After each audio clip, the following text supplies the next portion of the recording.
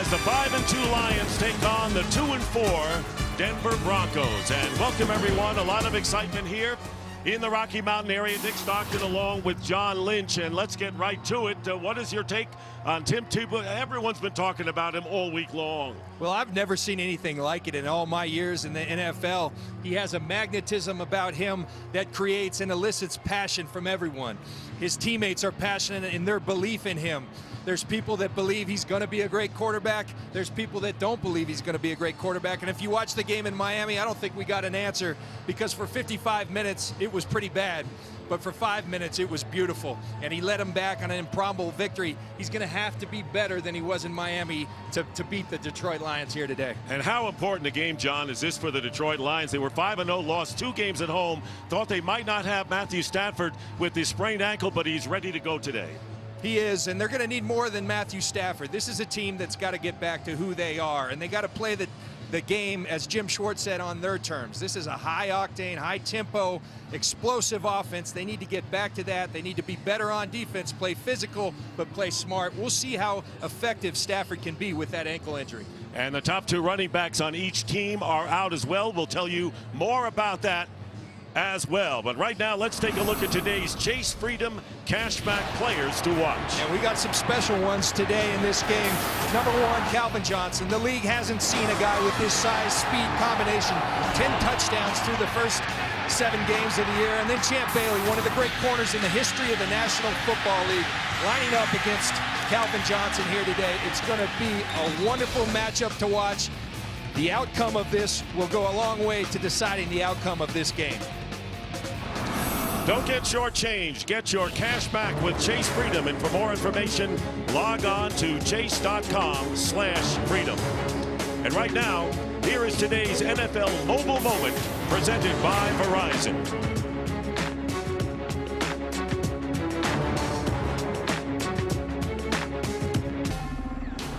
Fox Sports welcomes you to the following presentation of the National Football League.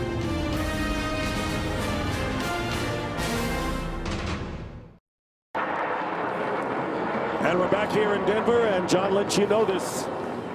You get the best flyovers here at this stadium, don't you? Nothing like it. I had the opportunity to play here for 4 years. Best flyovers in the league without question. And I think we're going to have a great game to match the flyovers. Tim Tebow is ready. We have 62 degrees at the start of this game. The Lions won the toss, and they deferred. So the Broncos will receive. And there is John Fox in his first year after several campaigns in Carolina and reaching the Super Bowl one time. And Jim Schwartz, in his 3rd season as Lions head coach, has turned his team around and now trying to short-circuit a losing streak after winning the first 5. So Jason Hanson will get the game underway, and Cassius Vaughn is back deep for the Broncos. And the ball sails out of the end zone. Broncos wearing orange. It's Orange Sunday, and the fans decked out in that color as well, as Tim Tebow comes onto the field, making his 5th career start. And 2-2 is his record coming in. He engineered 5 scoring drives in the 4th quarter or overtime in the last 2 games, looking to get off to a better start here. So, real interesting tactic of deferring after winning the toss by Jim Schwartz. Tells me he wants a piece of Tim Tebow right away, as does Ndamukong Suh in this Detroit Lions defense. First down on the 20, and Tebow will run it himself. And Tebow picks up about 5 yards on first down, with Kyle Vanden Bosch making the stop. The Denver Broncos offense, and Willis McGahee is out, and no Sean Moreno gets the start in this game. And Eric Decker, a playmaker for this offense. We'll see if Tim Tebow and he can hook up. Outstanding left tackle in Ryan Clady. J.D. Walton and Chris Cooper will have their hands full with Ndamukong Suh in the interior of that line today. Second down and 5. And here is Moreno with his first carry, and he gets a first down and carries a Lion defender to the 35-yard line. Louis Delmas, the free safety, on the tackle, and a first down. And there's the defensive line, and it's not only Suh. This is a very strong front four pass rush department. We see the front four, but they bring more than four at you. They're very deep. Stephen Tulloch will be huge in this game today, spying Tim Tebow. The secondary's been very opportunistic. This team leads the league in turnover margin. A lot of that due to the secondary and the pressure up front of the Detroit Lions. After the 10-yard pickup, first down, Tebow to throw in the pocket, gets time, and the pass is caught by Eric Decker and goes out of bounds. And another first down just shy of midfield. A gain of 14 for the Broncos. Well, this is something you're going to be very pleased if you're a Broncos fan, because on this play he displays timing, he displays accuracy, something you didn't see in Miami, particularly early on. Good sign for Tim Tebow and the Broncos early today. Lance Ball coming in at running back, and it'll be Ball and Moreno sharing the running back duties. And here, hole off the right side. Lance Ball deep into Lion territory is tackled inside the 20-yard line. A 34-yard gain with Spivey, the strong safety, finally catching up to it. And watch Chris Cooper right here, the right guard. Orlando Franklin, the right tackle. They're going to create the hole, and Lance Ball does the rest. This has been the Detroit Lions' Achilles heel as a defense, the 28th ranked run defense coming into today, and the Broncos are taking advantage of that today. And John, that's the longest run from scrimmage for the Broncos, and they bring Moreno right back in there. So Ball and Moreno, the 1-2 punch with McGahee out of action. 54. And a first down at the 17 of the Lions. And a timeout is called. No, delay of the game. Excuse me, 5-yard penalty. Still first down. So it'll be first down and 15 for the Lions. I think it's key when you see things like that. You have to remember Tim Tebow's in his 5th start of his career, his 2nd of 2011. You're going to see some things like that. Tim Tebow was confused. They caused a delay of game. We'll see if they can make up for it. In motion is Eddie Royal, and the handoff is to Moreno. Moreno trying to get outside, but the Lions are there. And no gain on the play. Good pursuit by Sammy Hill. The Lions, by the way, have had trouble in stopping the run.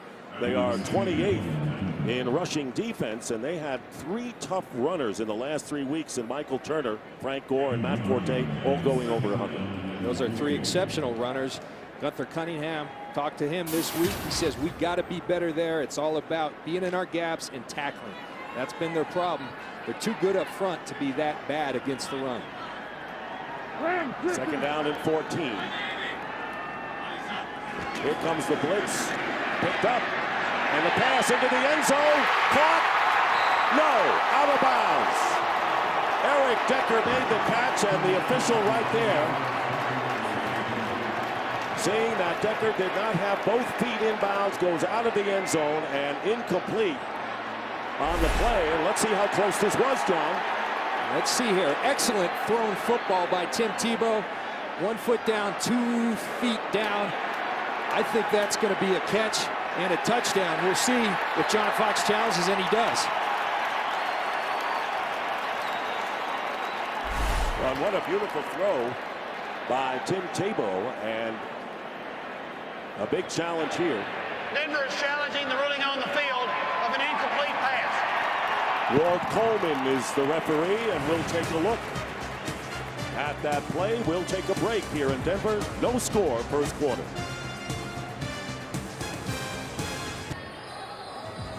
And we have a challenge on the ruling that it was an incomplete pass. Mike Pereira is with us from L.A. And John, Mike, we've been looking at this replay and wonder whether Decker had possession before he got that first foot down.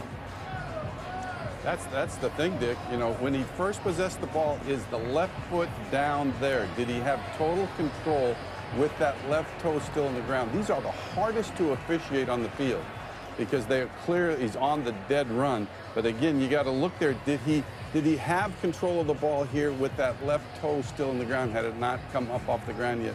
You know, these are. Here's Walt Coleman. After reviewing the play, the ruling on the field stands. Incomplete pass. Carolina will be charged with their first team Mike, thanks timeout. very much. That's exactly was the situation, and I think the fans probably, didn't get a chance to see it, John, that close to see that he didn't have it at the time. Yeah, and I think the more you looked at it, the more it became clear that possession wasn't there. But again, if you're a Broncos fan, you've got to be encouraged. Tim Tebow's putting the ball on a dime right now. He's putting on the money. Very accurate here early today. Broncos now with a 3rd down and 14 from the 21. Tebow getting the rush. Gets away. And the pass thrown incomplete, bouncing at the 20-yard line, and some pushing going on. Down on the near sideline, Moreno was the intended receiver. We're going to see a screen pass, but the Lions are all over it. Tim Tebow tries to escape, but they're going to get the Broncos for linemen downfield. Ineligible downfield prior to the pass, number 68, offense. That penalty's declined, 4th down. So that's Zane Beadle's a left guard, and those things happen with the style of a Tim Tebow. That's right. Plays go longer, and Tim's going to have to learn on a screen pass, if it's not good, you just got to get rid of the ball out of bounds because linemen are downfield. So Matt Prater, who won the game with a 52-yard field goal in overtime against Miami last week, will attempt a 39-yarder to try to give the Broncos the lead.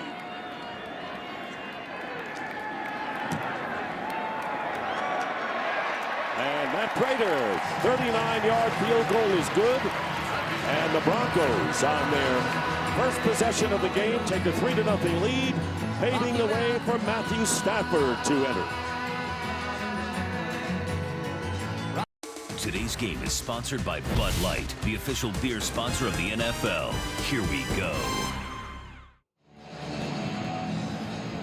And welcome back to Denver, and the Detroit Lions getting set for their first offensive series as Stephon Logan is back deep and Matt Prater kicking off for Denver. And the kicks sail out of the stadium here at Mile High, and the Lions will take it at the 20. So Matthew Stafford, you want to know what kind of company he has kept in touchdown passes this year. Look at the names Rodgers, Breeze, and Brady surrounding him.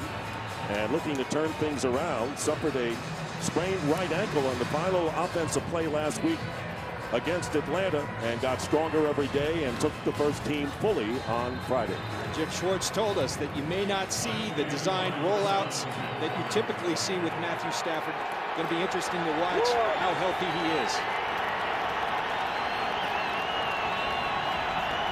Spread out with 4 receivers and an empty backfield, and the first pass is caught 9 yards to the former Bronco Tony Scheffler.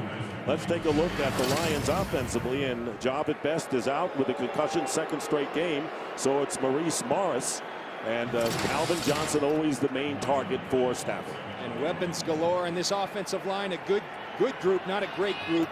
Matthew Stafford's been under duress, sacked 8 times in the last 2 games.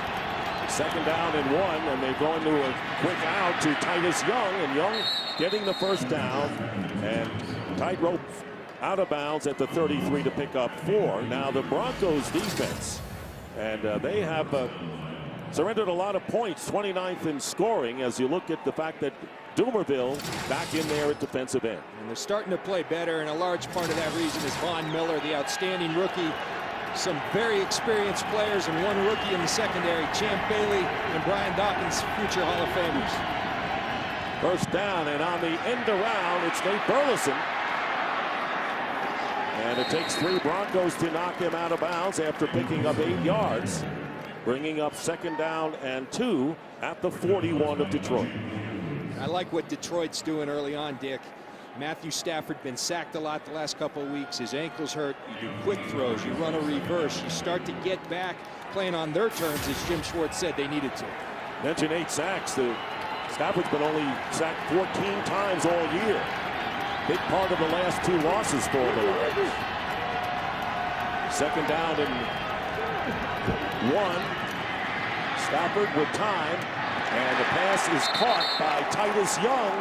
And another first down, and a gain of 13 yards. Let's take a look at the Lions. A great start, winning their first 5 games before they stumbled at home.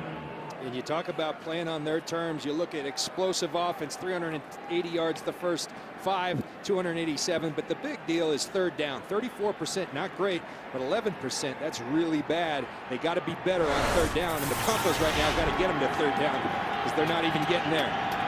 Into Bronco territory. And a first down at the 45 of Denver.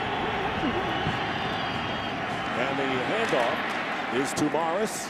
And Morris picking up 4 yards to the 41-yard line. And this team really hampered by not having the versatile job at best in there. Yeah, and it's not just not having job at best. In preseason, they went out and drafted in the second round Mikel Lesure, who they thought was just going to be a star.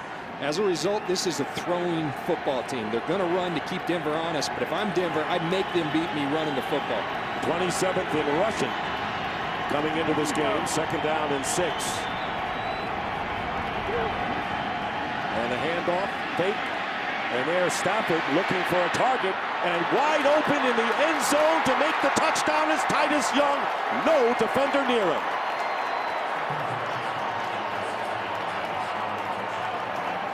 Well, you know about secondary play, so you know about mix-ups back there, John. I do know about mix-ups, but that one's he's so wide open, I can't tell you. It's Brian Dawkins and Andre Goodman both looking at each other.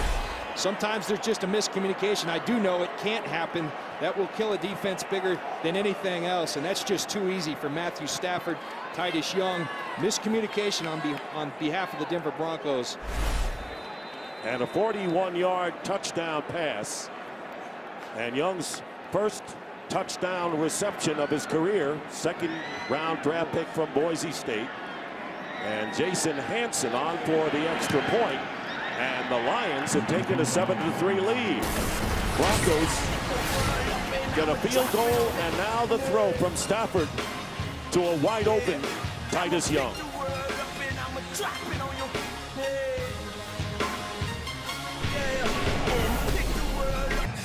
And welcome back to Denver. And Dick, it's these two guys, Brian Dawkins, Andre Goodman. This is what you call the husband and wife. Miscommunication. They're both expecting help from each other. The end result is Matthew Stafford to Titus Young. And just like a husband and wife, you got to get that communication right or bad things happen. I didn't know you were that kind of an attorney. Here's Cassius Vaughn on the return. And Vaughn gets put down at the 21-yard line. And Titus Young, exuberant, on the road as the Lions get the touchdown. And welcome back to Mile High, where the injured player is Virgil Green, Broncos tight end, who is a 7th-round draft pick out of Nevada. And the best thing that I've seen is that he is moving around. At first it didn't look good, but the doctors are out there, and I've seen him move both his upper body and his legs, so that's a good sign, Dick. And once again, you know, they changed the rule, moving the kickoff to 35 because the league recognized that most of the injuries occurred on kickoffs. And you watch Virgil Green. Can't really see a whole lot right there in terms of what happened. But I do know that from playing a long time, the most violent contact on a football field happens on these kickoffs. All right, so at least sitting up is Virgil Green, and we'll take another break. And there is Virgil Green on the bench, and he walked off on his own power, was aided off, but was able to walk off. So now a first down at the 21 for the Broncos. Play action. And here's Tebow. And smartly throws it away. And that's a good decision. You make a good point about smartly. Last week you didn't see a whole lot of that. You saw him holding on, taking hits. They try to play to his skills, move the pocket, little roll pass out. The Lions do a nice job of covering Noshawn Moreno. Number 75. And Tim Tebow does what he should and throws the football away. Eric Decker well covered by the secondary. But Tebow, this is what you worry about with him at your quarterback. Now, he is 240 pounds, but he's taken a lot of hits. 7 sacks last week versus the Dolphins. 2nd and 10. Chris Clark is an eligible lineman, number 75. The handoff is to Moreno, nowhere to go, and leans forward for about 1.5 yards. And Justin Durant making the tackle, so Willis McGahee, who has 3 100-yard games for the Broncos at running back, giving way to Moreno and Ball today. And I know this, the Broncos have run the ball well, but right here is exactly where they don't want to be with Tim Tebow as your quarterback. Tim said it himself. We want to stay out of 3rd and long. This is where you have to throw the ball accurately, throw it on time. We'll see if Tim Tebow can adjust. And they spread out the offense, so the Lions ready to pin their ears back and come in, and they knock the ball away, and Tebow recovers. That's exactly what they did. And Tebow recovers his own fumble back on the 15, and 4th down coming up. It was Cliff Averill who got his hand on it. And you can't blame that one on Tim Tebow. Orlando Franklin just breaks down in coverage. Cliff Averill comes around the edge, knocks the ball out. Tim Tebow aware to fall on that football. Orlando Franklin's got to do a better job of staying in front of Cliff Averill. Stephon Logan and the Lions looking for good field position as Britton Colquitt with the kick. And the fair catch called for on the 37. So Logan gives the Lions decent starting position as the Lions leading 7-3 coming on. Late win by the Giants. Eli Manning with 2 touchdowns. Steven Jackson leading a big upset for the Rams over New Orleans by 31-21, and Arizona loses to the Baltimore Ravens. Arizona led most of the way. Who would have thunk it after watching New Orleans Saints put 62 points on the board, get beat by the St. Louis Rams that we saw look awful last week versus Dallas. Crazy league. Does not usually happen that way, though. And a first down at the 37. For the Lions, who went 80 yards on 6 plays. Here's Maurice Morris getting an opening. And Morris diving close to midfield, gets the first down. And a pickup of about 12.5 with Quentin Carter, the rookie free safety, in on the tackle. And if I'm the Broncos, I'm going to live with that. Obviously, you want to play the run better. But again, this Detroit Lions defense is going to beat you by throwing the ball downfield as they did to Titus Young. Live with that run. Play it a little tighter, but you got to be aware of Calvin Johnson down the field. And there he is, one-on-one with Champ Bailey. That's the big matchup to watch. 10 Pro Bowls for Bailey. First down and 10, and the screen pass to Brandon Pettigrew. And the Broncos come up with a big defensive play. Von Miller. And what else is new? Miller with that kind of play all year. And right now, let's send it down to the 3rd member of our team, Jamie Maggio. Dick, thank you. Just an update on Virgil Green. As you guys mentioned, he was able to walk off the field on his own accord. They took him to the bench. The trainer was feeling around the vertebrae on the back of his neck. They took him back to the locker room. They're calling his return questionable. Thank you, Jamie. 2nd down and 14 after Von Miller's superb play.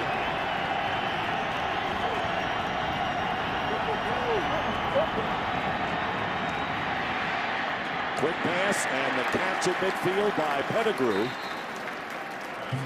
So they get to midfield. 5-yard pickup. And that will bring up 3rd down. Chris Harris, the nickelback, making the tackle. And the Lions really have struggled in 3rd down conversions. They need 1 yard here. And I don't get it, frankly. When you have Matthew Stafford at the quarterback position and weapons like Calvin Johnson, Burleson, Titus Young, too many weapons not to be a good 3rd down team. And they need 9. That's a lot harder than 1. They've got to get to the 41 of Denver.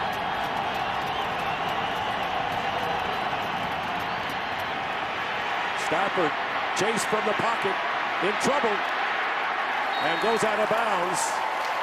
So for the Broncos, a good defensive sequence there, and it was Ryan McBean, number 98, with the pressure quarterback. Calvin Johnson goes to the slot. That's who Matthew Stafford wants.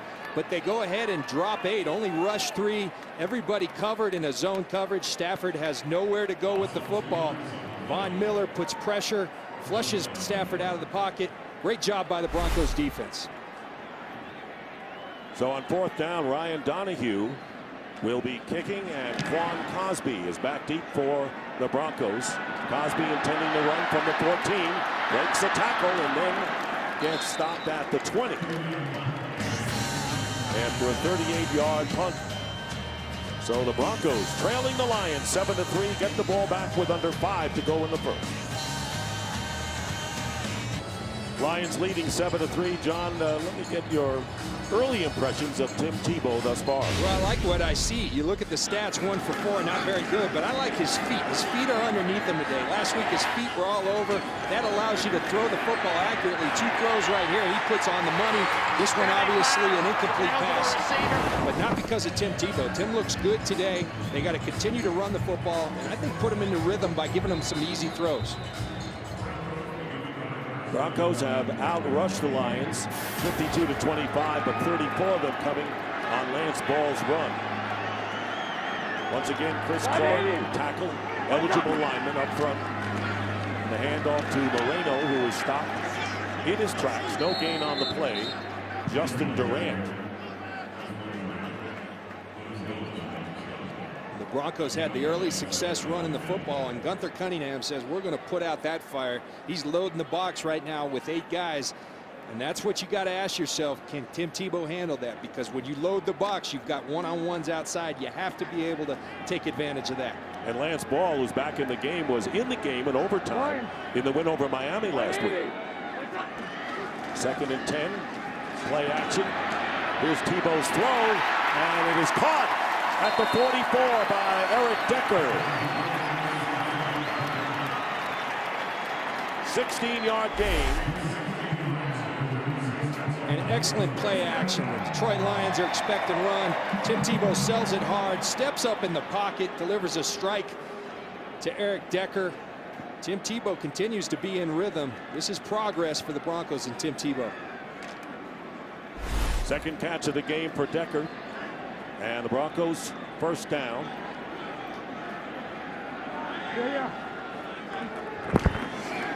Here's Tebow. And trying to get outside, but he is brought down by Chris Houston after the short gain.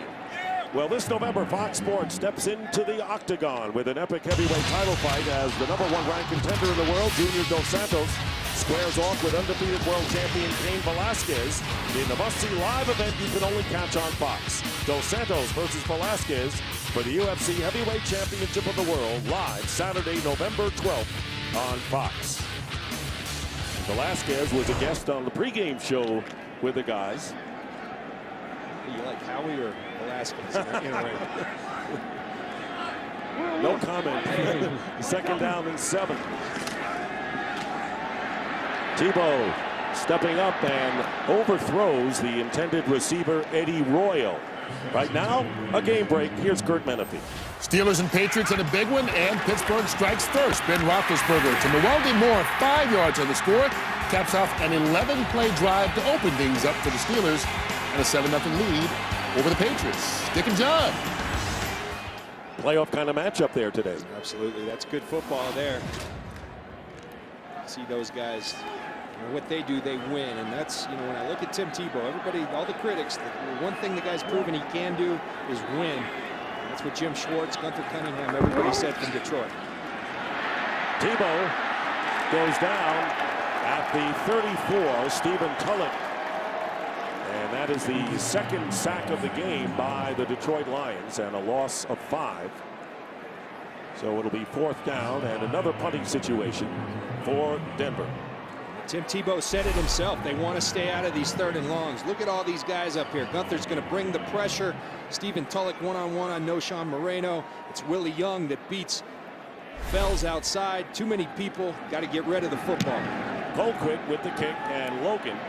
Good high kick and a good hang time as well. And the fair catch called by Logan at the 11-yard line. That was a 55-yard punt. And you see after this play, Stephen Tulloch, you hear about Tebowing. Well, Stephen Tulloch puts the Tebow right on Tim Tebow. It's become a worldwide phenomenon, hasn't it? You knew that was coming. Well, that's beautiful. So the Lions will have it at the 11-yard line, and Jim Schwartz, and of course he was adamant, and you had observing their last 2 games that they were dictated to, as you pointed out, in the last 2 games. Yeah, I think so. And thus far, you talk about Tebow and Tim Tebow in Miami to get down on a knee, start praying, even if everyone else around you is doing something completely different. We're seeing it all over the world and seeing it right here from the Lions. From the 11. Stafford handing off to Maurice Morris, faking it and drilling it, and the pass is caught. Faking the handoff, and the pass caught by Nate Burleson.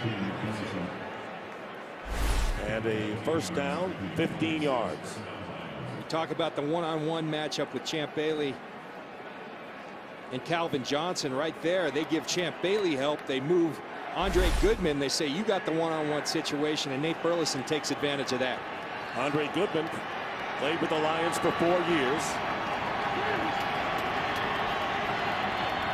First down on the 26. Here's Morris. Tackled from behind by Broderick Bunkley, and a pickup of 2.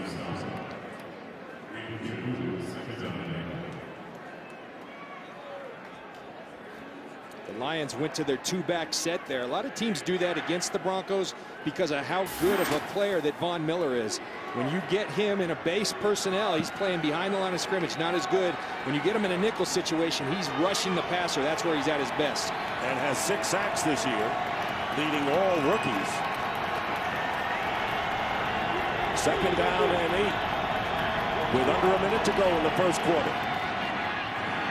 And Stafford running the ball and getting the first down and sliding at about the 48-yard line. And an alert play by Stafford, and a flag is down right where Stafford took the slide. 21 yards pending the call.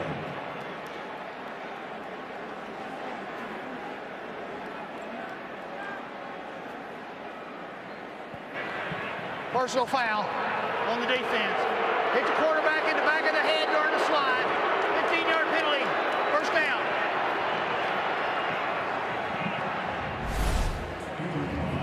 See Matthew Stafford working for that call, and they give it to him, and Broderick Bunkley coming from behind. I tell you, it doesn't look like much, but when that quarterback slides feet first, he gives himself up. You got to stay away from the quarterback. So it's 21 yards plus 15, and now the Lions are on the 36 of the Broncos, and Maurice Morris off the left side, and he picks up about 4. And that may be the last play of the first quarter, and a quarter in which no passes were thrown in the vicinity of Calvin Johnson. We'll see what the second quarter brings. So an opening field goal matched by a Lion touchdown.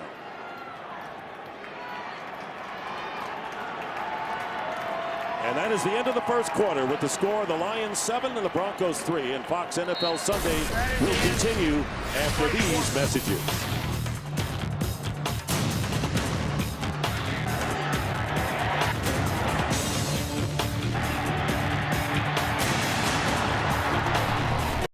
Start of the second quarter, and John, they haven't gone Calvin Johnson's way yet.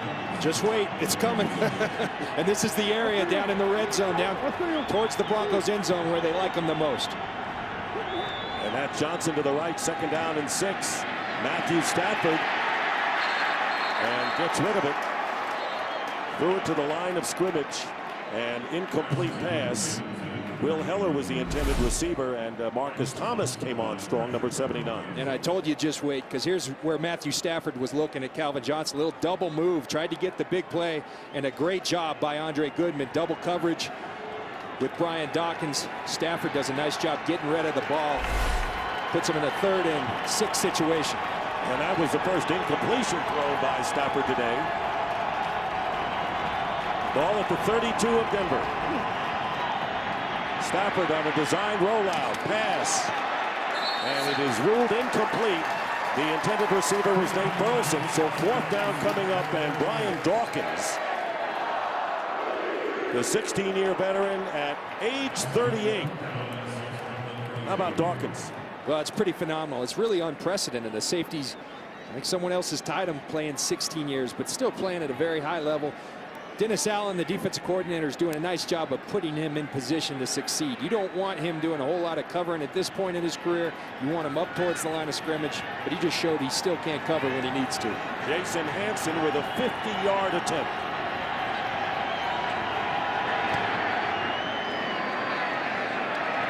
Kick is good. So Jason Hansen, now with 49 career 50-yard field goals or more, most in NFL history, brings the Lions to a 7-point lead. What a splendid day here in Denver. And there is Brian Dawkins, age 38, who made the defensive play, and getting ready to kick off is 41-year-old Jason Hansen. And he's kicking to Quan Cosby. And I wonder why you're not out there still, John Lynch. Gotta know when to say when. I'm having too much fun up here, too. And the kick sails out of the end zone, and the Broncos will get to the 20. So ages 38 and 41 involved on the last 2 plays. Yeah, AARP time for the Denver Broncos and Brian Dawkins and Jason Hansen. But these are 2 guys who are still doing it at a high level. It's remarkable. And I tell you, maybe I could have played longer with these new rules for these players. You can never practice. You can never practice in pads. I could have played till I was 50, maybe. Of course, you played with the Broncos as well as your big career with the Tampa Bay Buccaneers. Lance Ball is the running back and gets the call. He had the 34-yard run earlier, and he picks up 3 yards. So let's take a stroll down memory lane, and let's see number 41-7 in action in a Bronco uniform here. I'm counting fine money here.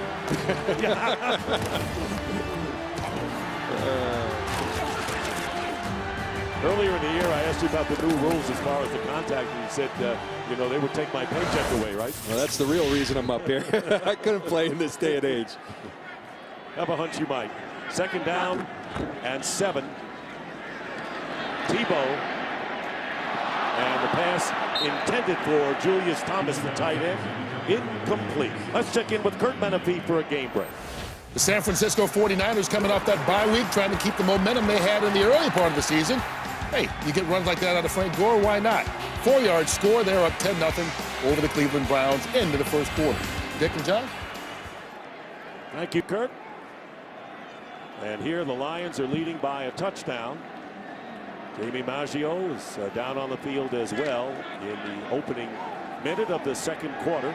3rd down and 7 upcoming for the Broncos.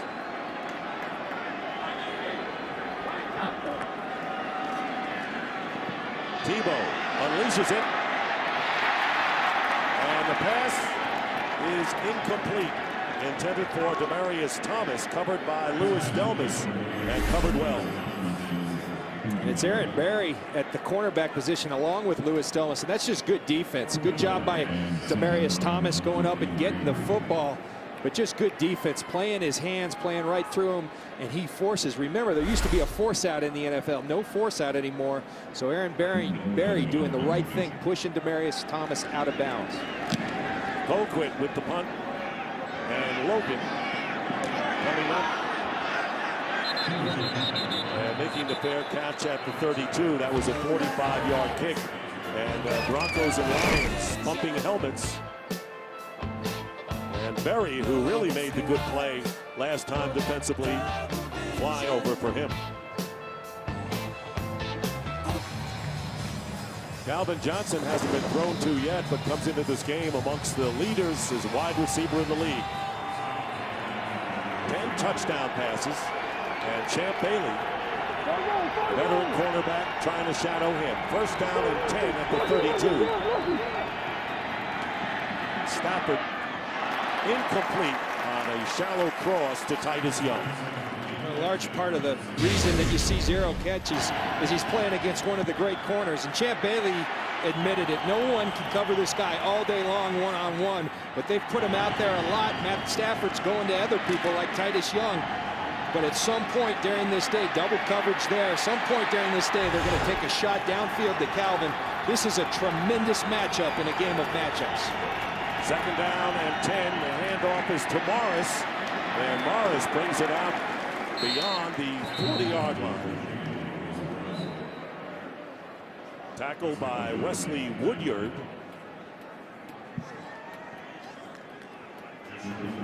Looks like the Lions up on the ball right away, going a little bit of a no-huddle, quick tempo. Again, trying to dictate, trying to get back the pace they want to play at.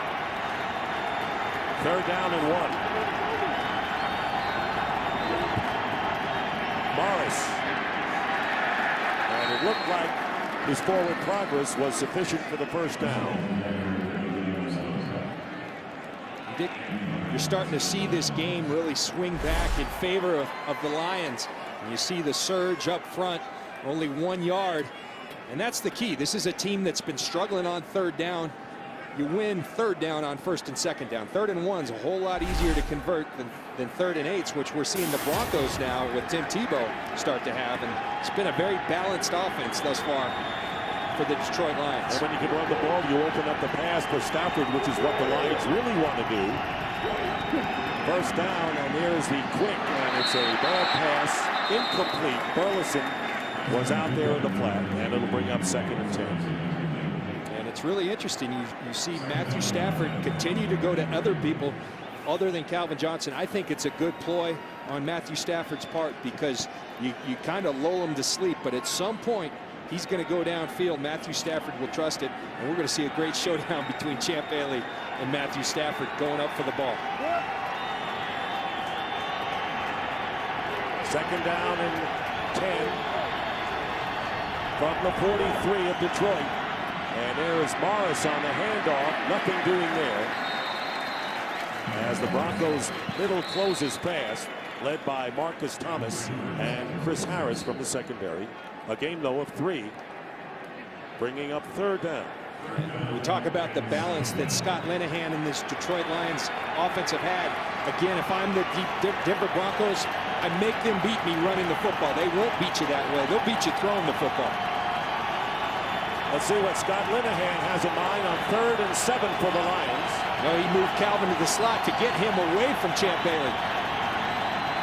Titus Young in motion right near Calvin Johnson. Pass going in that area, and it's caught by Calvin Johnson, his first catch, and a first down into Bronco territory, picking up 11 yards.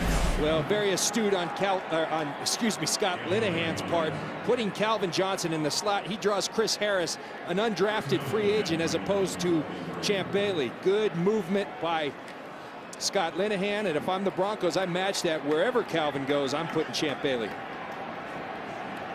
First catch of the game for Calvin Johnson. Keelan Williams checking into the game for the first time at running back for Detroit. Gets the handoff and dives inside the 40.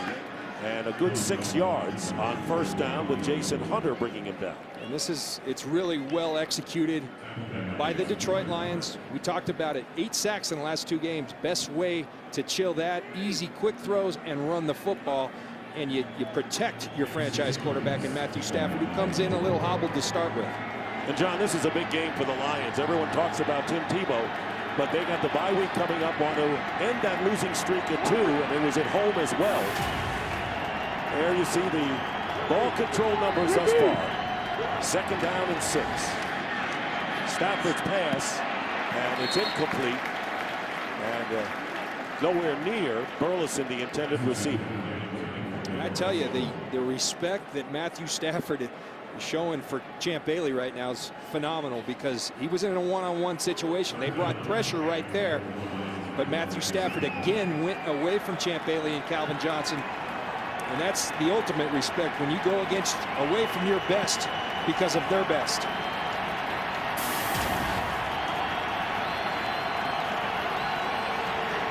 What a career for Champ Bailey. Bronco crowd turns it up a notch. On 3rd down, flag goes down, and Stafford is tackled at the 46, penalty marker down, as the Broncos get to Stafford for the 2nd time in the game. Here's Warren Coleman. Holding, number 76, offense, penalty decline, 4th down. Jeff Backus, the left tackle, holding on the play, so it'll be 4th down, and the Lions will have to punt. Well, and it was Robert Ayers that came up with the sack, but it was Elvis Dumerville that caused the sack. I'm watching something down on the field, though. Champ Bailey came up limping after the last play. We got to keep an eye on that, obviously, with him doing such a great job on Calvin Johnson. So Ryan Donahue is in to kick, and Quan Cosby goes back inside the 10 for the Broncos.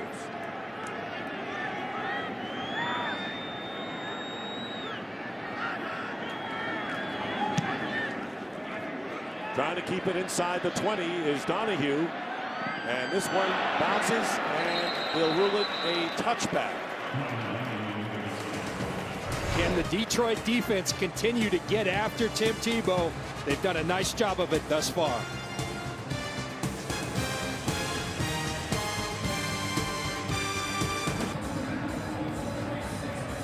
Yes, and after the parachutist lands, what else does he do? He does the Tebow. And you know who needs to start doing the Tebow in my mind? Offensive coordinator Mike McCoy. Is an eligible receiver. 75 is eligible. As 75 reports as an eligible receiver. What I'm talking about, you got to get him easy throws. I think you put a quarterback into rhythm by your play calling. I want to see some of those quick throws that we're seeing from Matt Stafford. 1st and 10 from the 20 with 2 tight ends. And here is Tebow going deep and overthrows Eric Decker, who is covered by Eric Wright downfield. Tebow 2 for 9 for 30 yards. He has rushed twice for 8 yards. And you saw Champ Bailey on the sideline, and he might have gotten shaken up, as you pointed out, going to the sideline, and he doesn't look at all pleased at this point. Now we'll keep an eye on that. Obviously a huge part of this game. But right now it's Tim Tebow and this Broncos offense that need to get going. 2nd down and 10. Hand off to Moreno. And Moreno is stopped just shy of the 25 by Stephen Tulloch, getting 4 yards. In a better 3rd down situation now at 3rd and 6. Not ideal. And what happens to a young quarterback on 3rd down, Dick? You see Gunther Cunningham or any defensive coordinator, you see their best stuff. They prepare for 3rd down all week because it's so critical to winning and losing. The windows get tighter. Defenders sit at the sticks. This is where it gets tough for Tim Tebow. Who, as you saw, has thrown 7 straight incompletions, needing 6 yards for a 1st down. Tebow with the pressure, and the pass broken up. Decker was the intended receiver, and Aaron Berry making his 2nd strong play from the secondary, bringing up 4th down. Well, and Gunther Cunningham's right now saying, you're going to have to beat us throwing the football. We're not going to let you run it. We're going to put our guys one-on-one, and we don't think you can beat us, and that's an inaccurate throw. Tim Tebow's got to have a better throw. Put the ball in front of Eric Decker. Too easy for Aaron Berry with the ball thrown behind Eric Decker. Britton Colquitt is in to kick from the 10, and Stephon Logan back for the Lions. With 6 minutes gone by here in this 2nd quarter, and once again good hang time by Colquitt. Logan giving it a run and gets to the 32-yard line. So the Lions getting it done defensively today. Absolutely right. Their strategy has paid off, and the Lions lead 10-3. Lions lead the Broncos 10-3. Nearly midway through the 2nd quarter. Champ Bailey, who was shaken up in at cornerback for the Broncos. 1st and 10 at the 32. Stafford going underneath and completes the pass to Brandon Pettigrew, his tight end, and gets 7. And here's what I saw earlier. Champ Bailey up top working against. This is the previous series. Calvin Johnson's going to push him off. But watch at the end of this play. Champ come up a little lame. And you don't want to be lame at all against Calvin Johnson, because you better be at full throttle. You got to keep an eye on that. And he's keeping an eye on Johnson right now to the right on 2nd down and 3. Keelan Williams, the setback. Stafford pass. And it's complete, and it's Calvin Johnson, who is defended by Champ Bailey, who makes the catch, but not before Johnson picks up 19. Well, when you run the football well, play action works. The Broncos bring 8 guys in the box to try to defend the run. It opens up. Matt Stafford hangs in there tough. It opens up a big hole for Calvin Johnson, and a nice job of tackling by Champ Bailey, or he goes the distance. DJ Williams knocking Stafford down, but not before he delivered that 1st down pass. And off to Keelan Williams. Williams close to the 1st down near the 32-yard line. Chris Harris on the play. And for a game break, let's again check in with Kurt Menefee. Well, the Patriots picked off Ben Roethlisberger deep in Steeler territory, and then Tom Brady and Deion Branch turned it into points. 10-7 right now. Pittsburgh holding on to the lead at home midway through the second quarter. Dick and Dell. Sometimes they make it look easy, the Patriots, on offense. Tom Brady, he's all right. I think he's got a chance. I like your standards. They're high. First down at the 32 of the Broncos. Keelan Williams trying to go up the middle and picks up a couple. Dick, I think you can sense this. The Broncos need something good to happen. They've lost this crowd. You got a crowd ready. It's Tim Tebow mania. The crowd is dead silent right now. Detroit Lions are dictating this game. You need something good to happen. If I'm a defensive coordinator, I start pressuring Matthew Stafford. You got to make something happen. Lions with the edge in total yards, first downs, and in third downs, and the Broncos not get it. A third down situation. 0 for 5. It'll be second down and 8, and the play action under pressure, and the pass, jump ball, and let's see if holding on was Tony Scheffler, and he did. Tony Scheffler with great concentration. Not only Chris Harris holds on to it and gets 28 yards, first and goal. Well, Dennis Allen, the defensive coordinator, was on the same page. He brought the pressure, created the one-on-one, and what concentration by Tony Scheffler.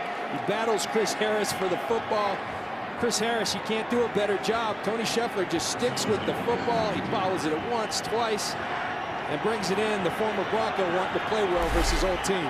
First and goal from the 2, and Maurice Morris back into the game.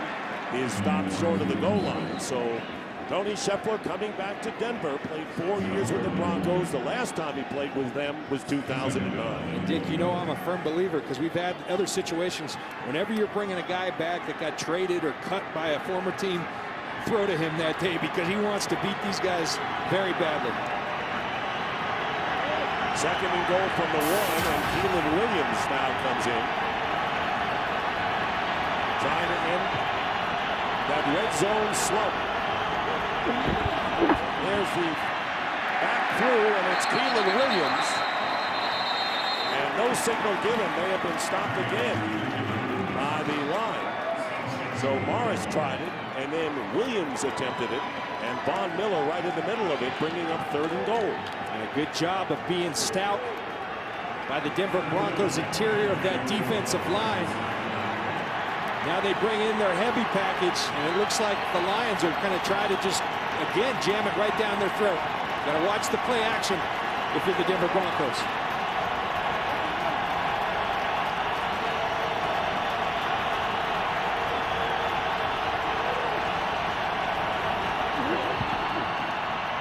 They roll it out, and the pass caught, touchdown, Tony Scheffler.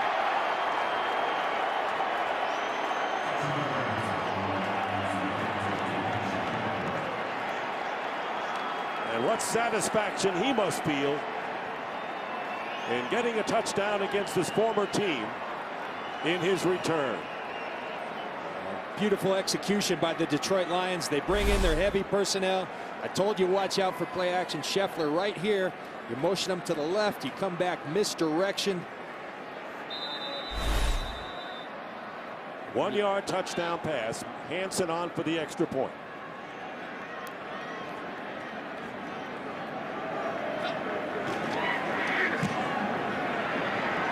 And the Lions now with 17 unanswered points here in Denver, taking the 17-3 lead.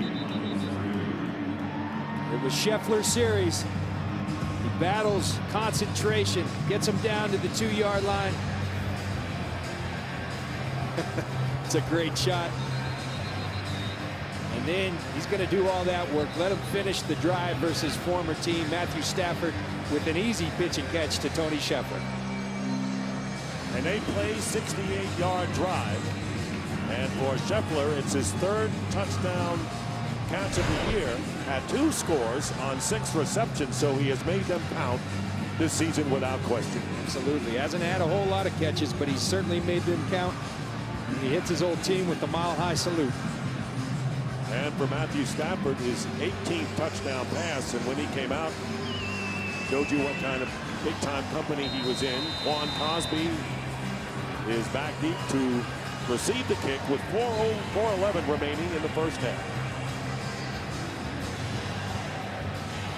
Stafford 12 of 17 for 149 yards and 2 touchdown passes. And the Broncos will take it out on the 20. Well, Fox tonight, The Simpsons' all-new Treehouse of Horror is finally here. The Halloween tradition lives on with 4 terrifying tales you'll absolutely die for. The Simpsons' all-new Treehouse of Horror tonight at 8/7 Central on Fox. You know, John, on this Orange Sunday here in Denver, we have at least half of the Halloween color. We have orange, the other color is blue. The black will join everyone else tomorrow night in Halloween. Here's Tebow at the 20. His team down by 2 touchdowns. Running up the middle. The way he scored that 2-point conversion against Miami at the end and gets 6 yards.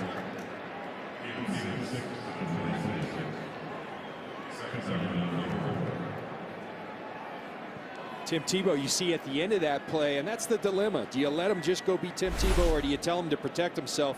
At the end of this play, he clearly, someone has told him, protect yourself. I don't know if you should do that to him, because I think he's too good of a runner, too explosive of a runner. 2nd down and 4.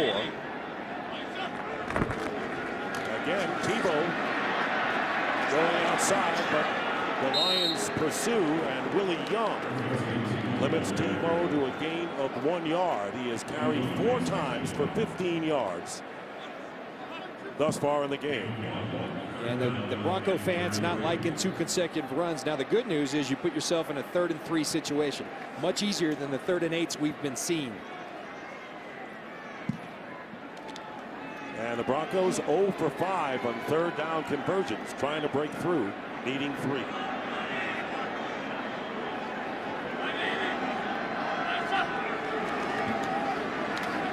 Tebow's pass, it's caught, but not getting the first down is Eddie Royal.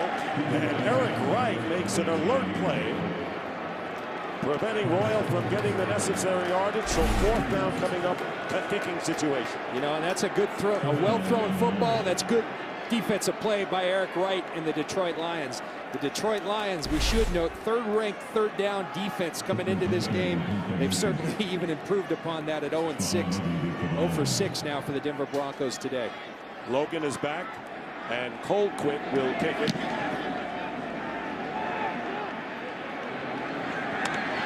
Logan reverses his direction. Getting a wall of blockers. Slowed up and pushed out of bounds. Pretty good return by Stephon Logan, and a flag goes down at the end of the play. With 2:05 remaining in the first half, close to the 2-minute warning.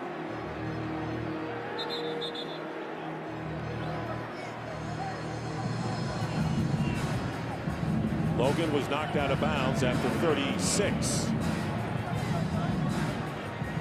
I think what they're conferencing now, but it looks like they got Chris Harris after the play for hitting Stephon Logan out of bounds.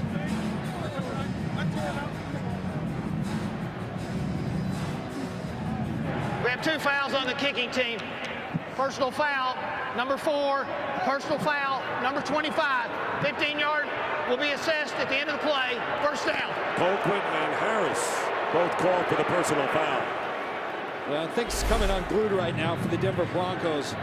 I tell you, it's never good when your punter's getting a personal foul for being a little too aggressive after the play. He's having an outstanding year. He should stick to punting.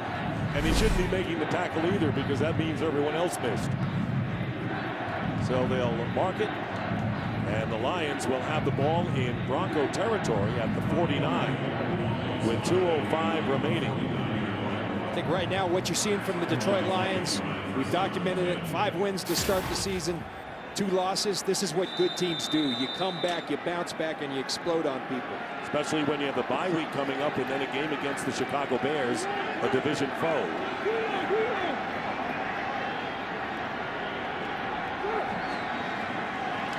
First down. Pass caught at the 44 by Burleson, with Woodyard putting the hit on, a gain of 5 yards. And we're down to the 2-minute warning. We'll return to Denver's Mile High in just a moment. That is a 2-minute warning. Coming up on the Visa halftime report, Kurt, Terry, Howie, Michael, and Jimmy will have all the scores and highlights. The Rams win their first game of the year, upsetting the New Orleans Saints. A huge upset. And the Patriots are dueling the Steelers in Steeltown in western Pennsylvania.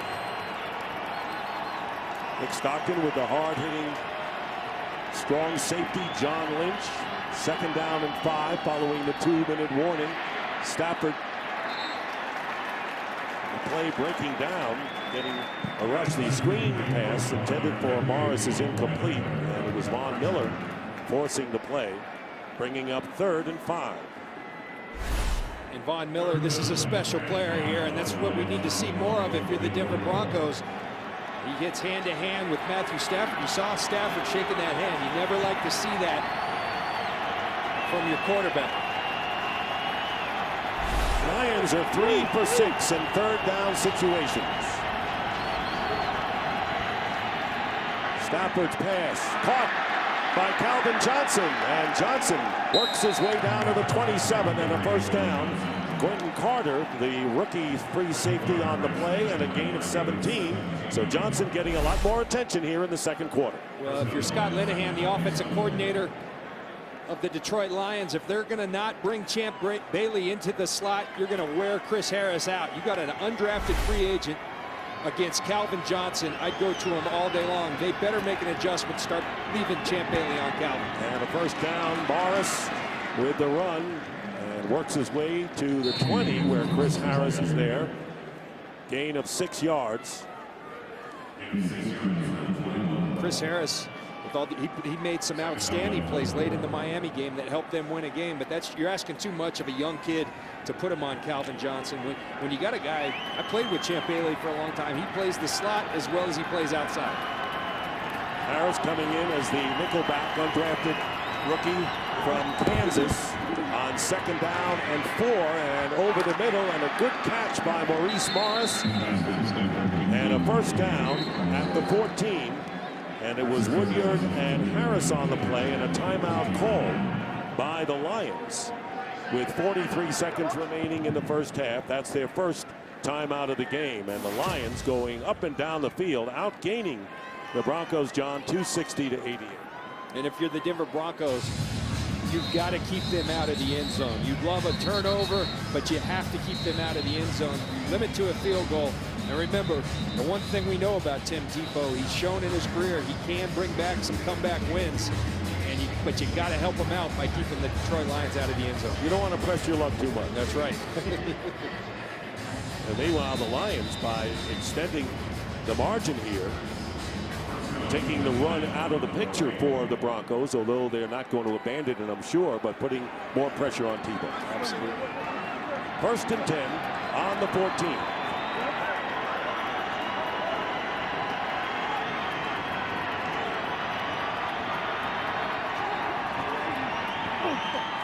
Pass out in the flat. Calvin Johnson, 1st down.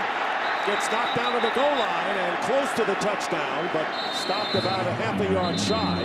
DJ Williams making the play, 16 yards. So 4 catches by Calvin Johnson here in the 2nd quarter. Here's Calvin Johnson. You want to keep it from Champ Bailey. Away from Champ Bailey, you throw a quick screen. Great job by Gosder Chairless, and look at this hit by DJ Williams. But that's the toughness of Calvin Johnson. This guy has it all. He's got the speed, the size, but then the toughness to get up from a lick like that. Remember, he's 235 pounds. I'm not so sure DJ didn't take the brunt of that. This guy is something, Dick. I've never seen a guy this big, this explosive, this tough. And, you know, the greatest thing about him, we have an opportunity to sit with him. He's as humble as they come. He walks into a room, but we saw him wearing a vest and glasses, looked like a professor. Looked like he taught at Georgia Tech instead of playing there. He teaches in the NFL each and every week how to play receiver. 4 catches, 60 yards, all in the 2nd quarter for Calvin Johnson. Is under review. So they're going to review this play. Remember, inside of 2 minutes, this comes from the booth. So the booth saw something, and it's likely going to be as to whether he crossed the the end zone with the football. See the quick screen, let Von Miller come upfield. Calvin goes to work with his yards after the catch. Watch at the end. I think you focus on that right arm of Calvin Johnson. So if there's a chance it could be a touchdown, that's what we're talking about by reviewing it. Remember, the right hand, he can put that down. He's not down yet. Any other part of that right arm goes down, he is down. You need conclusive evidence to overturn. Really hard for me to tell because his back is up on. They ruled it no touchdown. There's the hit. And let's see if a Bronco actually pushed Calvin Johnson into the end zone. I think his right elbow's down. I think it's going to remain how they called it on the field. Robert Ayers was the lineman who almost catapulted Calvin Johnson past the goal line.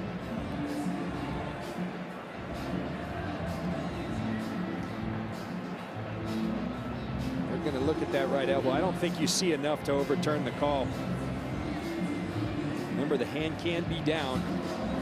He's not down by contact then, but if the elbow or any other part of the body comes down and hits the ground, he is down. And let's see how far he is from the goal line while they review it with 33 seconds to go. The Lions called a timeout, and then they decided to review it. That's a good point, because when you go under the hood, everything's reviewable, including the spot. After reviewing the play, the ruling on the field stands. So the challenge was handled well by the officials, as well as this booth review. Challenge earlier in the game, which nullified a Bronco possible touchdown. So it'll be first and goal from a yard out. Maurice Morris, touchdown, and the Lions add to their lead. They trailed 3-0 and now have scored 3 touchdowns in the game.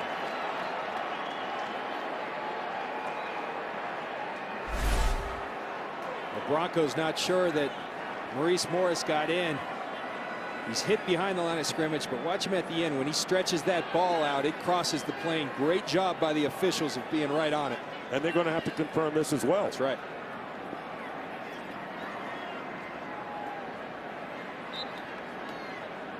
And that is why we have the delay for the point after by Jason Hansen. Just confirmed it. So the 1-yard touchdown run by Maurice Morris and Hansen with the extra point, and the Lions, with just about a half a minute remaining in the first half, have taken a 24-3 lead. So coming up shortly, the Visa halftime report with the guys in the studio out in Los Angeles. Rams upsetting the Saints, Patriots battling the Steelers, and John, a lot of games saw some favorite teams down early and then coming back. Absolutely. It shocks me that the New Orleans Saints, after as well they're playing, we saw St. Louis, they didn't look good at all last week. And that's the NFL for you, though. You never know on any given Sunday, and you never know in a game like this. It doesn't look good for the Broncos right now, but they can always, they've done it before, they can always come back. And the Lions are doing what a good football team's supposed to. This, to me, is one of the more talented rosters in the NFL. You lose 2, not what you want to do, but you better respond. They're responding today with authority. Quan Cosby in the end zone, and also a difference in the season for the Lions, who have really started slowly. They have had slow first halves, have really turned it on in the second half in a big way, but this is probably their best first half of the season. And once again, no return on the kickoff, and the Broncos will take it out on the 20. Well, we'd like to welcome The men and women in uniform serving around the world, watching today's broadcast in 175 countries on AFN, the American Forces Network. Thanks for all you do. We hope you're enjoying today's telecast. And what a great job they do, the men and women. Absolutely. We can't thank them enough. We're able to be here today and enjoy NFL football because of them and their sacrifice. And kudos to their family as well. Moreno is the running back, and Tebow throws underneath to Moreno, who is hit after a pickup of 5 by Eric Wright. Second. Team timeout. And the Broncos call a timeout. 30-second timeout. In this quarter alone, Detroit has rolled up 141 yards, and the problem for the Broncos has been their offense against a feverish Lion defense. Well, yards are overrated, but that's not good. That tells you there's a whooping going on right now, and the Broncos got to do something to swing that in their favor. Again, I go back to, we just saw an example. I think you got to give some confidence throws to Tim Tebow. I don't see the quick throws, the bubble screens that we see from everybody else in the NFL. Second down and 5. 21 seconds left in the half. Tebow gets hit. And that will end that play with 14 seconds to go, and a flag is down. Corey Williams got to Tebow. Holding, number 78. Offense, hit at least decline. Third down. Left tackle Ryan Clady. So it'll be third down.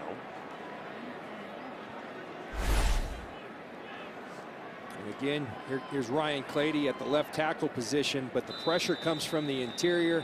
Corey Williams working on Zane Beadles. I'm not so sure about a hold there by Clady.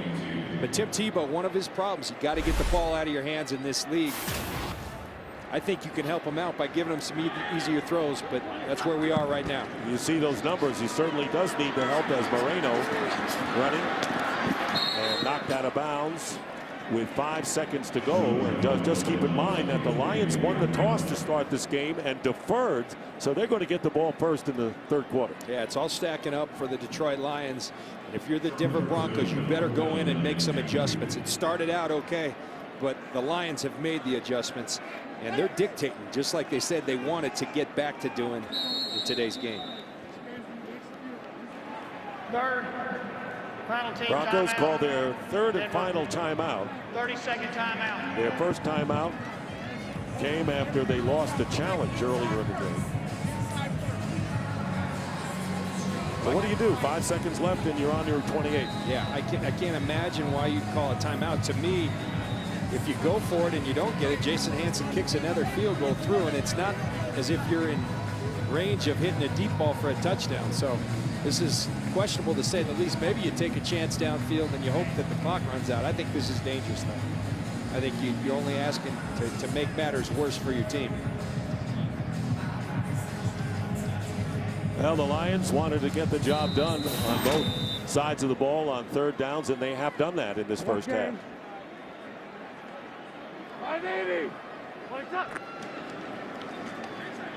Tebow unleashes it. And that'll do it as the players run to the locker room. And for Matthew Stafford to throw 2 touchdown passes. First half, the Lions lead at 24-3. Fox NFL Sunday continues with the Visa halftime report after these messages.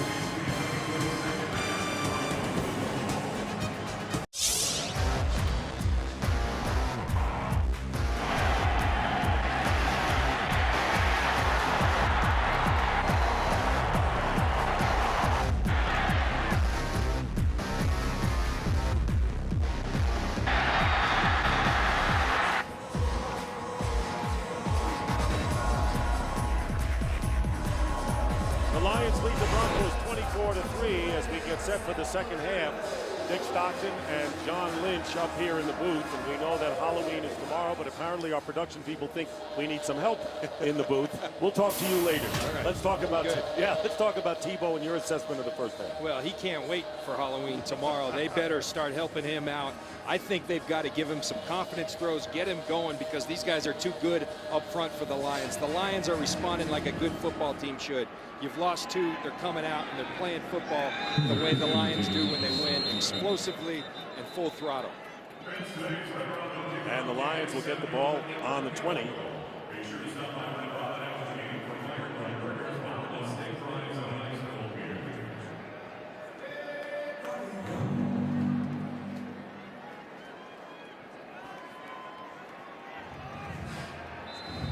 Matthew Stafford, 16 of 22 for 191 yards and 2 touchdown passes. Morris with 44 yards leads the Russian.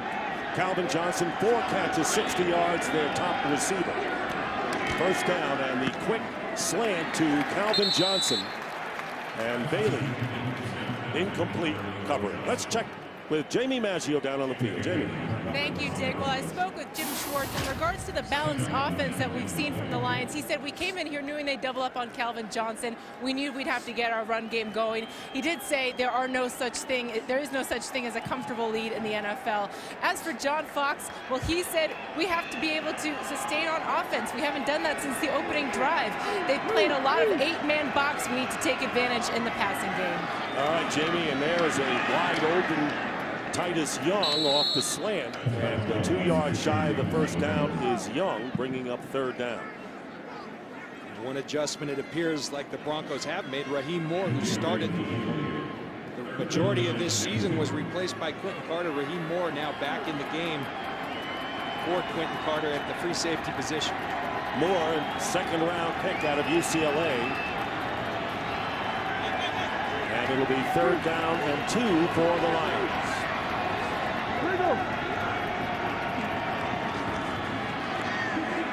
And overthrowing the back, Maurice Morris. Dumerville putting pressure on, and fourth down coming up. Well, that standing play by Elvis Dumerville. Look at him come to put the pressure on Stafford. Recognize Maurice Morris going to the flat. He affects the throw. Stafford can't throw it. Great recognition by a very good football player for the Denver Broncos and Elvis Dumerville. And Dumerville, who had a shoulder injury prior to the first game of the year, had a sprained ankle, out all of last year, and finally got back in practice late in the week. So Ryan Donahue will punt for the Lions, and Quan Cosby running up here, and Cosby gets hit, and the loose ball. It is a legal play, apparently, and Cosby coming up did not call for the fair catch, and the initial call is Denver maintains possession. And let's see if anyone's hurt there. No. Maurice Stovall made the recovery here. Perfect position for Stovall. Tebow and the Broncos at the 36. Do you expect to see anything different in the offense, John? Well, if they want to be successful, I think they need to. And again, it goes to quick throws. You've got to help your quarterback out, put him into rhythm by giving him some quick throws. They run the ball to Lance Ball, and the ball picks up a yard. Delmas making the stop. And everyone, I'm sure, saw this contact on the punt return. And the reason why there wasn't a penalty, Matthew Willis blocked Stovall into Quan Cosby. Thus, it's not a penalty. Good call by the officials. Good no call, excuse me. You know, his name we haven't mentioned is Ndamukong Suh. Pressure, and the ball picked up. Cliff April on the interception and goes in for the touchdown. And the Lions send everyone in to Tebow. That's a fumble, and Cliff April runs it in for the touchdown. Well, that's the trifecta by Cliff April right here, working against Orlando Franklin. The strip, the caused fumble, and the recovery for the touchdown. Doesn't get any better than that. Orlando Franklin needs to do a better job Tebow's got to get rid of the ball quicker. Not much of a chance for Tebow right there. Cliff Averill does it all on that play. Everyone was in there. Corey Williams. It's a jailbreak right there. And it's 30-3. And Jason Hansen adds the 31st point. 31 unanswered points by the Lions since the opening drive of the game when the Broncos got a field goal.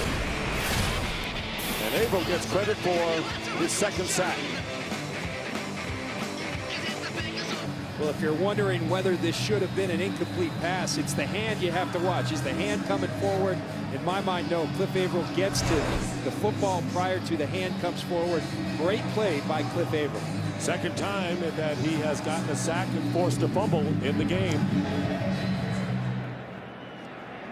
And another Hansen kickoff goes out of the end zone. And the Broncos will take over on the 20. Down 31-3. They're making the comeback king job a little tough. Well, if this deficit keeps getting bigger, those fourth quarter comebacks are going to be unrealistic. And you may, I keep saying the quick throws. Remember that quick screen they threw to Calvin Johnson? I don't see any of that from this offense. And they do it with veteran quarterbacks. They do it with Hall of Fame quarterbacks. I think you have to do things like that with this young kid, or he's going to get thrown to the wolves. Down the 20, handoff to Moreno.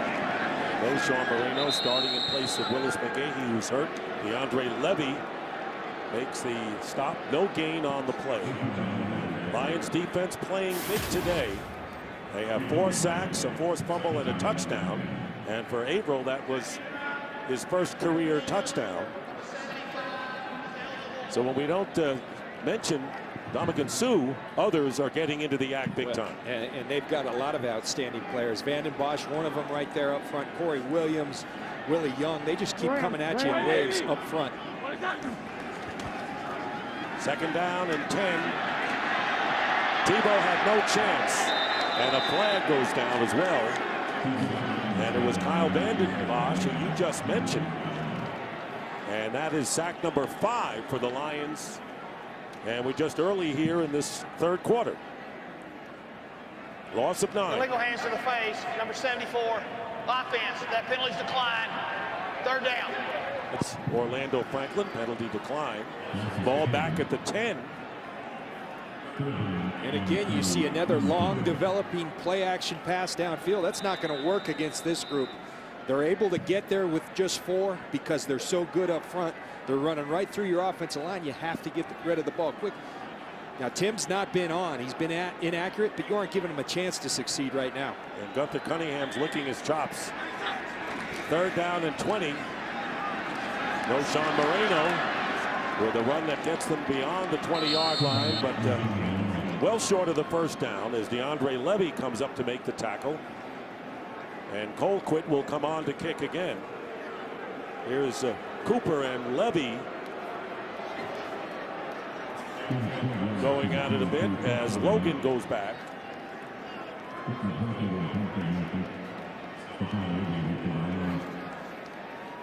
It's been a wild couple of weeks for the Lions. First involving the end of that 49er game. With Harbaugh and Schwartz trying to block the kick was Willie Young, and a fair catch called for by Logan. Back at the 20. The Detroit Lions defense coming up big today. 57-yard punt there, and Detroit leading big. And welcome back to Denver. Very quiet here from the tremendous enthusiasm that we experienced before this game, and the scoreboard tells you why. And it's a first down for the Lions on the 21. Stafford has completed 17 of 25. Maurice Morris off the left side. And Morris brings it out for a gain of 6. Ryan McBean on the tackle. We'll get coverage of every NFL game on NFL Mobile. Call ** NFL to get NFL action right on your phone. Dick, in a game like this is where John Fox, he says all the time, we're still learning this team. Right now I'm watching, I'm seeing which of my guys are fighting, because those are the guys you want to move forward with. Which of my guys are trying still to be the guys to turn this game around. Logan, who returns the kicks, is out on the left as a receiver in the pass caught by Calvin Johnson. And that is his 5th reception of the game. Chris Harris on the stop. And a gain of 9 and another first down out to the 35. 5th reception of the game. And if I'm not mistaken, 4 of them have come from the slot when he's lined up against this guy, Chris Harris, rather than Champ Bailey. The other one being a quick screen. Easy adjustment for the Broncos to make to move Champ Bailey in. They aren't doing it, and the Lions are going to keep taking advantage of that.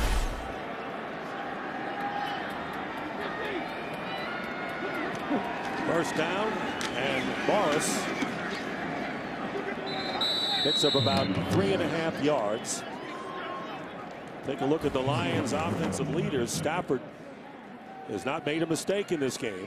Has thrown for 208 yards and 2 touchdowns. Maurice Morris, who is playing for a job at best, 49 yards and 11 rushes. That's good for over 4 yards a carry. And Calvin Johnson, shut out in the first quarter, has 5 receptions. Stafford's been outstanding all year. The last 2 games he's dipped, their team's dipped, as goes Matthew Stafford, so go the Detroit Lions. Second down and 7. And the pass out to the left to Burleson. And knocked back. Raheem Moore. This is what Stafford has done in the 5 wins coming into this game and the 2 losses prior to today. And this is the biggest thing for me. He's been under duress. And so what does Scott Linehan do? He does what a good offensive coordinator does. You run the football, you have balance in your offense, and you have quick throws. A lot of these throws are happening behind the line of scrimmage. You're allowing Matthew Stafford to get his confidence back, and he's responding with great numbers today. Lions have rushed for 100 yards in the game. That's without job at best. Pretty good. 3rd down and 6. And the pass is caught by Burleson, but he's down at the 40, about 5 yards shy of the first down. And the Lions will have to kick. Champ Bailey came up to make that play.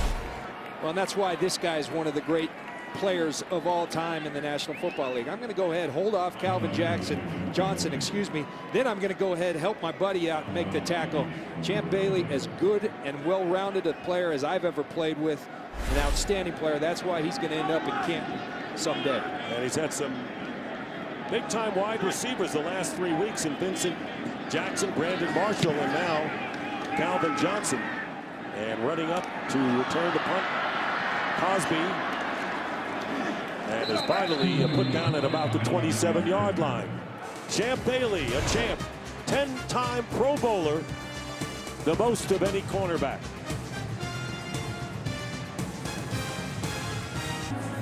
Well, what jumps out to here, -7 passing yards and 0 for 8 3rd down conversion. And none of that's pretty. We talked about in the open, 55 minutes was pretty ugly last week. Difference, you were playing a defeated team in the Miami Dolphins. You're playing a really good football team in the Detroit Lions, and that will not get it done. First down from the 26. Moreno trying to juke his way and picks up about 3.5. Houston on the tackle.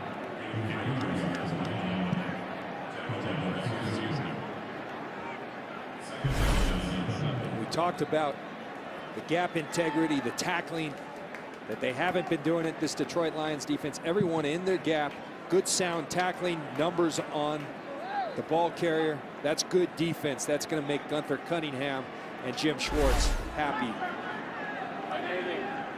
Second down and 7. Play action. Tebow doesn't see anything downfield. Ad-libs and overthrows Eddie Royal. That time, Cliff Averill, who has scored his first NFL touchdown, has 2 sacks, and has forced 2 fumbles. Great pressure there, and now it'll be another 3rd down try. Dick, we had a great conversation with Gunther Cunningham, the defensive coordinator of the Lions, the other day. He said, here's our keys to win. We got to stop the run. We got to stop 15. We got to make them throw. If we can, watch out. It's going to be a long day for him. It's the script's playing out. Check, check, check. Yep. 3rd and 7.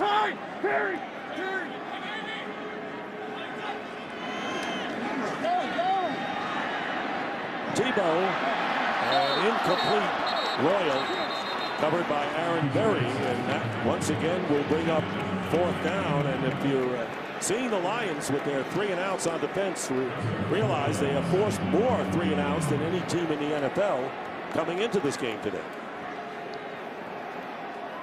And that's just a inaccurate throw right there. That ball, I believe, is intended for Eric Decker. Actually, it was deflected at the line of scrimmage, ended up almost in Eddie Royal's hands, but the passing woes continue for the Denver Broncos. Colquitt's kick. Logan. And he gets to about the 34, and we'll take a break. 7:07 remaining in the 3rd quarter, and the Lions up 31-3. John, you wonder how long Matthew Stafford will stay in there. He's been flexing that right hand of his a little bit. Yeah, we saw him hit his hand, go hand-to-hand with Von Miller earlier in the game. I think your bye week's coming. You got this one somewhat in hand. And that hand's an issue. You got a pretty good backup in Sean Hill. I'd be making that move sooner rather than later. First down on the 38. And a flag thrown before the play gets underway. And Neutral zone infraction, number 58. Defense. 5-yard penalty. Von Miller. First down. It's Von Miller on the offsides. But there's the contact where Matthew Stafford, and ever since he's been flexing that hand. And with the lead they have right now and a capable, competent backup in Sean Hill, I'd be looking to have Sean Hill in the game soon. There's Maurice Morris. Morris appears to have enough for the first down, with Woodyard and Dumerville making the tackle, a gain of 6. Not only have the Lions gotten the job done, going through the game plan the way they want it, they have yet to commit a penalty today. Which is big for them, because they came into today's game as the 4th most penalized team in the National Football League, and their discipline to me has been an issue. They rectified it here today, and kudos to them for addressing something that I think needed to be addressed. Lions with a first down. Flags are down, 2 of them. And this pass is caught in stride by Calvin Johnson. And he does a little deep and then steps in for the touchdown.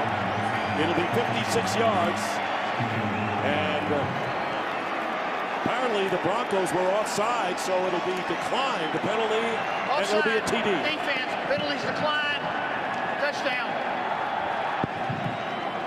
Well, we've been talking all day how Matthew Stafford has been staying away from the matchup with Champ Bailey. But when this happens, the offsides by Elvis Dumerville, he says, I got a free shot.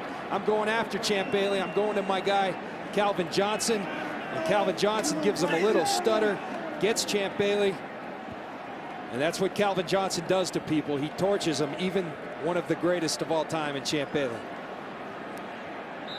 And he teased Brian Dawkins just a bit before he stepped in.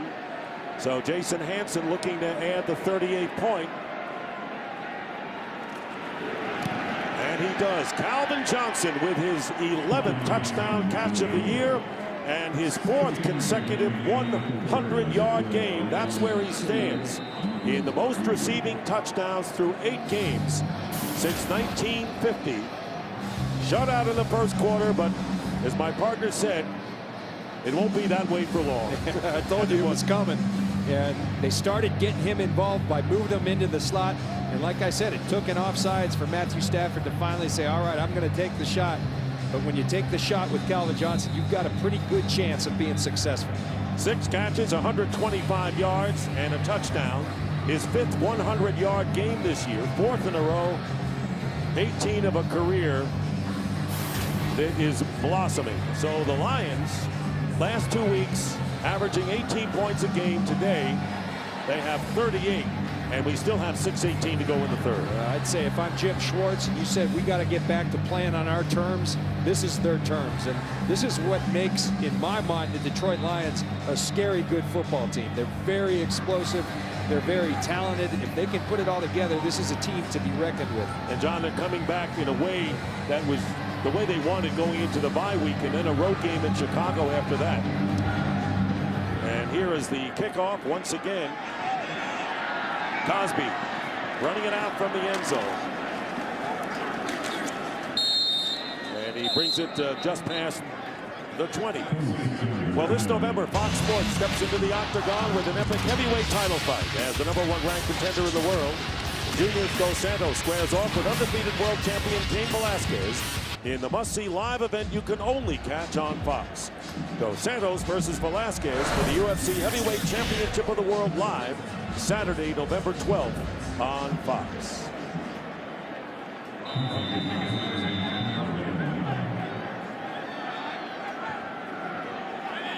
First down from the 21. Tebow. And the pass caught by Decker and ridden out of bounds by Eric Wright. And getting about 9 on the play. Well, I keep asking for quick rhythmic passes. Well, here it is. We've seen 2 of these today. He's completed 2 of them. You get back 1, 2, 3, get rid of the football. We haven't seen that all day. If you're taking long drops, you're playing into the hands of this Detroit Lions defensive line. Good mechanics by Tebow right there. Second down and 1. Lance Ball.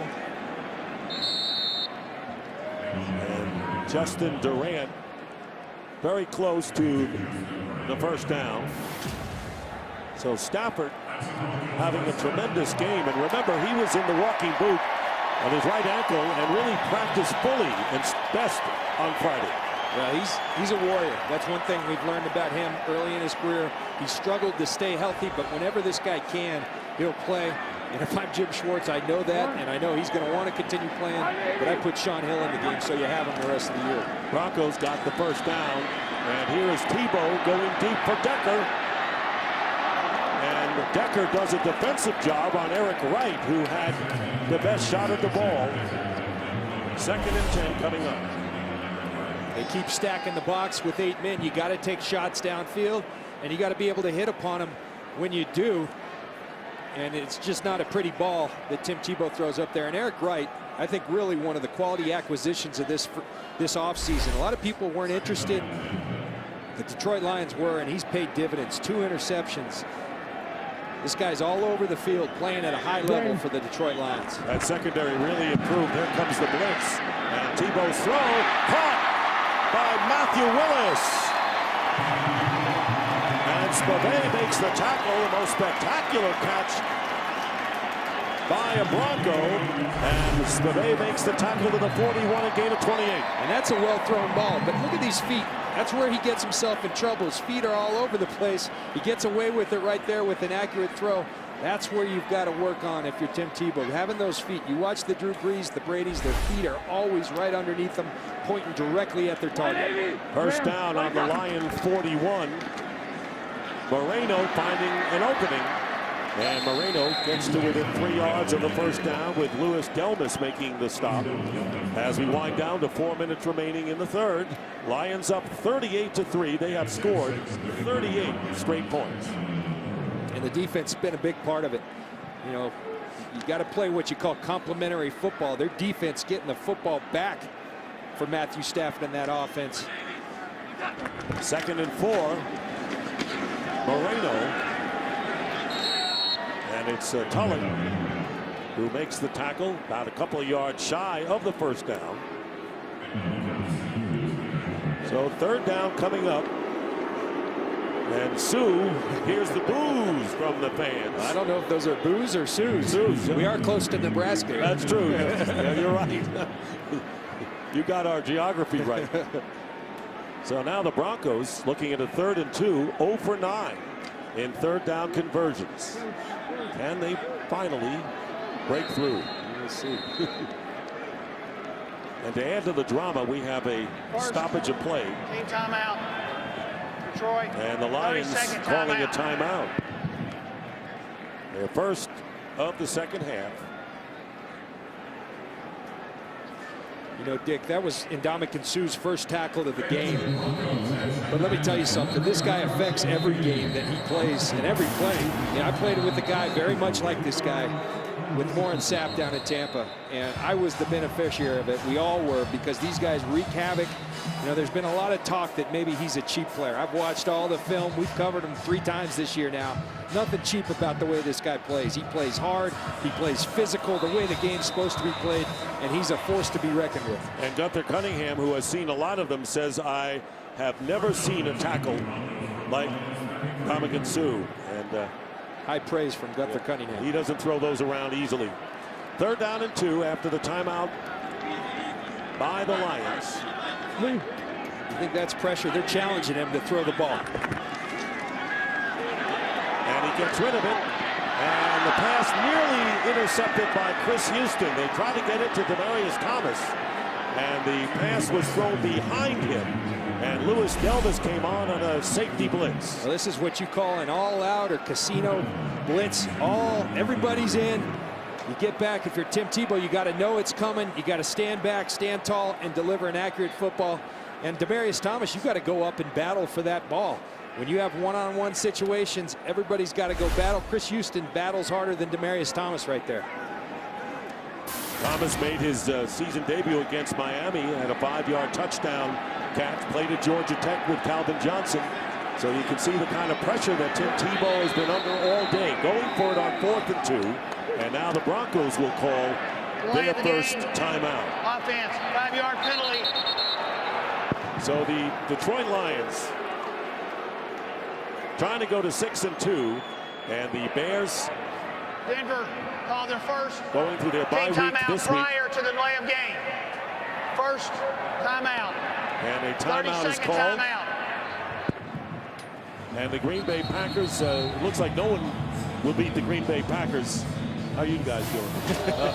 But the Lions are very much in a playoff situation. And going into that week, they needed to win today. You hate to say must win at this stage of the race, but for Detroit, you asked them. It was really important. You know, my former teammate and now the general manager of the Detroit Lions, Martin Mayhew, who's done an absolutely terrific job. I saw him before the game, and he said, if we're a good team, if we are who we think we are, we go and not only win this game, we put a pounding on them, and that's the way they've responded, and you've got to be impressed with that. Key has been stopping the run. They faced 3 tough runners the last 3 weeks. And today they have stuffed it. 4th down and 2. Here's Tebow's pass, and it's right through Eddie Royal. And the Lions will take over on downs. So Tebow now 6 of 20 for 74 yards. And the Lions get it back with 3:08 remaining in this 3rd quarter. And this is where the detractors, you know, come in, and it's the accuracy. You know, there's accuracy for a Drew Brees. It's, do you want it on the 1 or do you want it on the 9? Right now, throwing the football accurately is just a tough deal for Tim Tebow consistently. Can you improve upon that? I think he can. I think it takes great coaching, getting his feet straight, and then the rest will come. First down for the Lions on their 34. Keelan Williams running outside and picking up about 2.5. Wesley Woodyard on the tackle. Do the Broncos have to have some new plays that we haven't seen from Tebow to operate within the quarterback? I think so. I think to give the kid a chance to be successful, I've belabored this point all day, but it's because I haven't seen it. The quick rhythmic throws. There's nothing wrong with the bubble screens that we've seen all day long from the Detroit Lions, that we see from the prolific offenses in this league to help a kid out. And can he make it as a quarterback? I don't know, but I think you got to give him a chance. 2nd down and 8. They fake the handoff, and Stafford, who still is in there, and nearly intercepted by Dawkins on the pass. They tried to get it to Pettigrew. That could have been a risky play. Not that 38-3 is a tight game. And pressured by Von Miller, and you said it, Stafford should be out of this game soon, if not already. Well, because there's guys like Von Miller out there, and remember, it's not only the hand. He came into this game with an injured ankle. I'd have, you know, if I'm Jim Schwartz, I'd pull a Tony La Russa. Give me the right-hander. Go get Sean Hill right now. Get him out of the game. He doesn't have enough quarterbacks on the roster to do what Tony did with the pitchers. No, that's for sure. In relief in the World Series. It worked, though. Yes, it did. 3rd down and 8. Keelan Williams on the delay, slowed up, and down he goes, and that was Broderick Bunkley. And, you know, we're talking about a quarterback who has been injured throughout his career, and to the tune of this. The 09 season, missing 6, and then last year, the right shoulder. And everyone said coming into the season that if Matthew Stafford stays healthy, the Lions may do some damage finally. And not only has he stayed healthy, he's been an improved Matthew Stafford. He's playing at a very high level throughout the 2011 season. Donahue's kick. Quan Cosby gets it just past the 20. And a minute and a half remaining in the third quarter. 38-3. Stafford has thrown 2 touchdown passes. Titus Young and Calvin Johnson. And Scheffler has a third as well. And the only scoring for the Broncos was that early field goal on their first possession. The Broncos, Dick, are going through a process, and I think they're doing what they have to do. John Elway's running this organization now, and he knows it takes a great quarterback to win in this league. You got to find out, is Tim Tebow our guy? The Detroit Lions have found that guy in Matthew Stafford. Do they have that guy in Tim Tebow, or do they need to go find one? And here's Moreno breaking a tackle and picking up the first down. Out to the 34 with Spivey and Levy making the stop. Here is John Elway. Back-to-back Super Bowl quarterback champion. And it's amazing having a quarterback like Tebow on a team where Elway was the igniter and the engineer. And this pass is caught by Eddie Royal. Gain of 6. Well, I played on this team for 4 years, and there's a standard set by that man, John Elway, one of the greats of all time at the quarterback position, one of the great players in this league's history. But this guy's a winner. He'll get this thing right. And I think you look at the Detroit Lions, they're a perfect example. It can happen in a hurry. 2nd and 4, Lance Ball. And a fumble. And recovered by Tebow.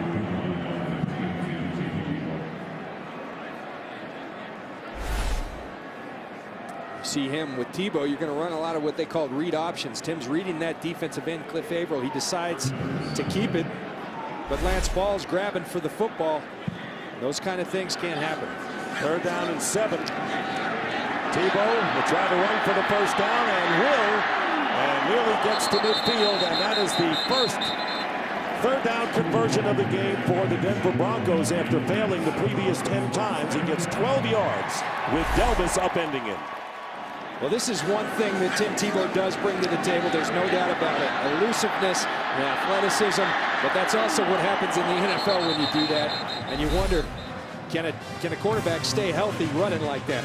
End of the third quarter. Lions 38, Broncos 3. Fox NFL Sunday continues after a break from your local Fox station. Start of the fourth quarter, Dick Stockton, John Lynch, and Jamie Maggio. And 38 unanswered points by the Lions, who usually got off to slow starts this year, John Lynch, and second half was their half. 180. First down at the Bronco 49. Tebow still has it. Flag is down as Tebow is sacked back at the 41 by Lawrence Jackson. 6th time the Lions have gotten to Tim Tebow today. Holding, number 78, offense, that penalty decline, 2nd down. Holding on Ryan Clady. Well, this is what you're asking Tim Tebow to do. You're holding the football, play action. They're double covering receivers. They ran a 2-receiver route. They've got everybody back in coverage except the 4 that are rushing. It's not good percentages. What Tim Tebow's got to learn on a play like that, throw the football away. I know you want to make things happen, but if you want to survive in this league, you got to throw the football away and live to see another down. Line. 2nd down and 15. Moreno on a wraparound handoff, loses the ball, and the Lions get it back. Dominican Sue recovers the fumble, and the Lions will get it back in Bronco territory on the Denver 47.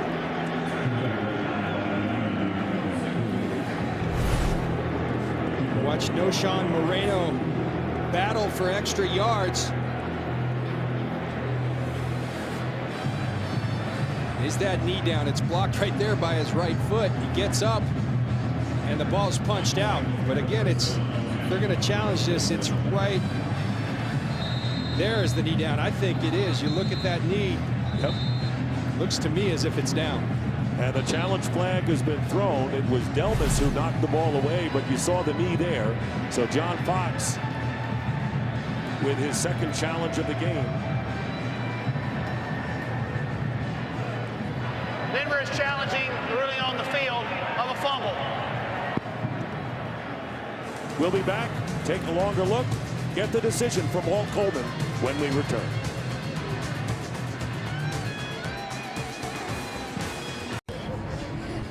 Not easy to lift those pumpkins if you're a young boy. He walks away from it. Meanwhile, the challenge by John Fox after the ruling on the field that there was a fumble recovered by the Lions. Watch, it's previous to the ball being punched out. It's right there. It's blocked by his foot right there on that angle. But it appears as if Noshawn Moreno's left knee is down. Here's the best angle. Right there, knee down, and I think this ball goes back to the Denver Broncos. After reviewing the play, the runner's left knee was down prior to fumbling the ball. He's down by contact. It'll be Denver's ball 3rd and 10 at the 49-yard line. That was Denver's last challenge. They have no more challenges. There you have it. I think our cameraman and our director, Greg Scopatone, should go to the Pro Bowl because they give us great looks. You can see it all. And those officials, Walt Coleman's got HD TV under there. You can't miss that. We'll go to the Pro Bowl. There's still 9 behind Champ Bailey. And a few behind you as well. You went to 9 yourself, right? It's true. Always enjoyed that. That guy will go to plenty himself. Yes. So the Broncos retain possession. It'll be 3rd down and 8.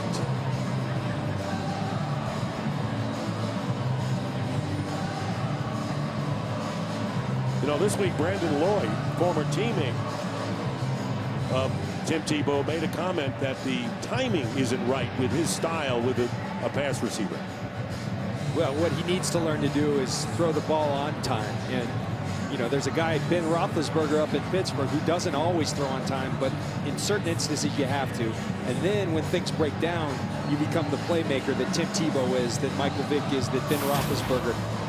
So you got to use those skills when all else fails. But when that's your go-to, when you feel uncomfortable to throw in the pocket on time, that's a problem. And he certainly has more of the size and bulk than Michael Vick has, who has been, you know, vulnerable to injury. You know, and with all the experts, there's a lot of non-believers. I happen to be a believer. If coached the right way, if put in the right situation, I think he can develop because he brings some qualities in terms of his inspiring teammates and some of the ability that he brings that I think's that's special. And I think you can win in this league, but he's got to be given that and surrounded with those kind of things. Been a couple of years since the Broncos have been held to 3 points or fewer. It'll be 3rd down and now 10, not 8. And here is Tebow's pass, and it's intended for Decker. And a flag goes down as Eric Wright pleads his case. Pass interference. Number 21, defense. Ball placed at the spot of the foul. 1st down. Watch Eric Wright working on Eric Decker, and watch that right arm. Watch there. They call that a hook and turn. He pulls the right hip. He restricts him from moving forward, and the official's right on it. Eric Wright got caught. You know, John, you sounded like you were very familiar with that maneuver. Absolutely. You go to 9 Pro Bowls, they give you some of those.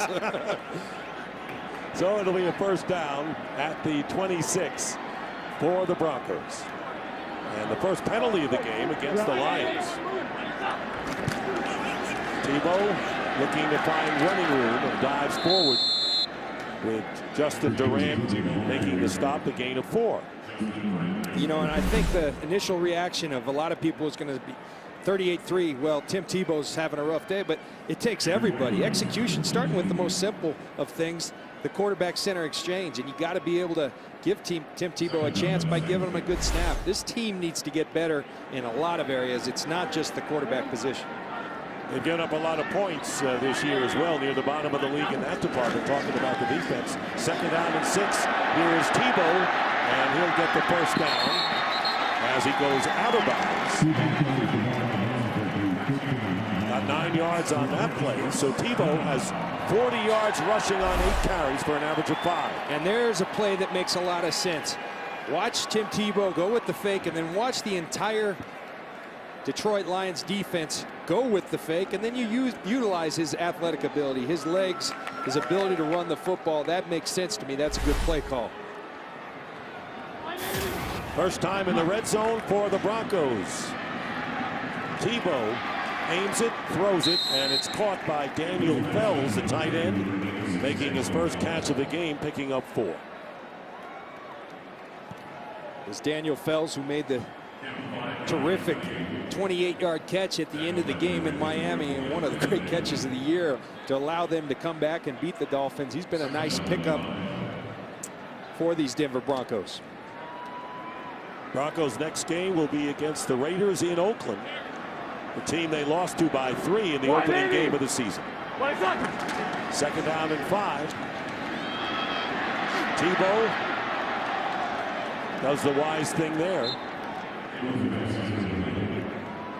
That's right, and part of the development, something as simple as that, Dick, knowing when to throw the football away, and they covered it. You know, sometimes defense gets paid too. When you're going against a good defense like the Lions, they get paid a lot, and they get paid well because they do things well, and you got to know as a quarterback there's a time just to say, all right, that play's over, I'm going to go to the next play, throw it away. And Lawrence Jackson was a defender who was just keeping his position in case Tebow decided to run. 3rd down and 5. Here comes the pressure all over, and the pass is intercepted. Chris Houston. He'll go all the way. And a touchdown, the 2nd defensive touchdown of the game for the Lions.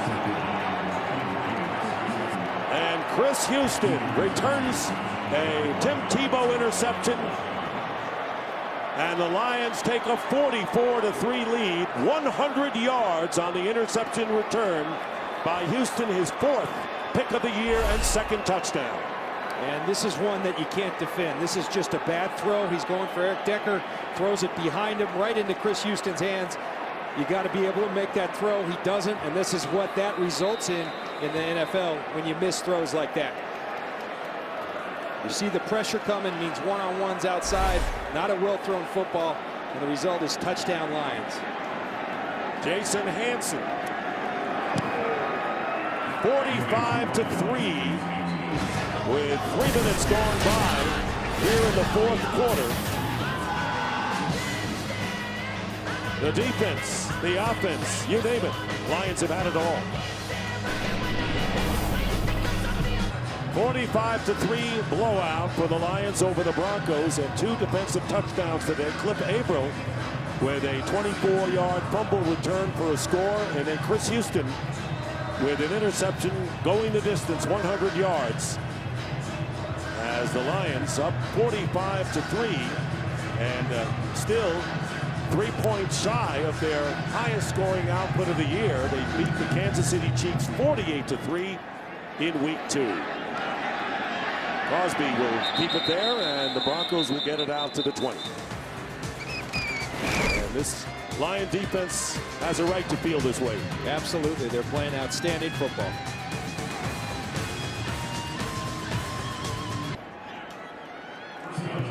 Looking at the Halloween tomorrow, Orange Sunday is turned into Black Sunday for the Denver Broncos. Down 45-3. Tim Tebow handing off to Lance Ball. And Lance Ball getting 9 yards. He has the longest play from scrimmage in the game when he ran 34 yards in the first quarter. Yeah, and you look at that first series of the game, you know, Detroit deferred and Denver went right down the field. And Lance Ball had a big 34-yard run. It was all looking good for the Broncos ever since. 45 points later, the Detroit Lions dominating this football game. And here is Tebow on the fake to ball on the option. And he gets the first down, tripped up at the 46 by Amari Spivey, but not before a solid gain. Well, this play has worked. We saw it down in the red zone go to the left. Now Tim Tebow goes to his right, and an excellent open field tackle by Amari Spivey, preventing even a bigger play for Tim Tebow and the Denver Broncos. 17 yards and a first down at the 46. You got to wonder, John, if those critics, and you mentioned polarizing early on, are going to be even much tougher now after the showing today. First and 10. Fake to Moreno, and this pass off the hands of Willis, incomplete. Well, there's no question about it. I mean, this guy, we talked about the magnetism to him. There's an interest level in this guy that in some ways is not fair to him because he's a young quarterback. Young quarterbacks struggle in this league. He is mightily right now, and you're showing why there are a lot of critics. I mean, I've said all day, I don't think they're giving him much of a chance to be successful, but a lot of it lies upon him too. You've got to be able to improve in some critical areas to play quarterback in this league. Orlando Franklin. Right tackle shaken up. Timeout. We'll be back. As they work on Orlando Franklin on the bench, it is second down and 10. Tebow completes to Eddie Royal. And Royal gets into Lion territory. Bobby Carpenter on the stop. And a gain of 6. So they're working on the former Miami Hurricane, who was picked on the second round by Denver. He was replaced by Chris Clark.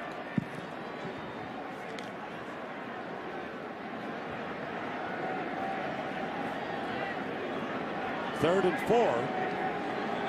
For the Broncos, 1 for 12 in third down conversions. Tebow ran for that one conversion that was successful. And passes here, and it'll be a first down to Royal with Houston on the cover. Case in point, the last 2 plays for the Denver Broncos. 3-step drops, get the ball out of his hand quickly, so you can put some of the onus on Tim Tebow. He's got to learn to get the ball out of his hand, but you got to call plays that encourage him to get the ball out of his hand. 3-step drops, quick screens, things like that. That's good mechanics right there.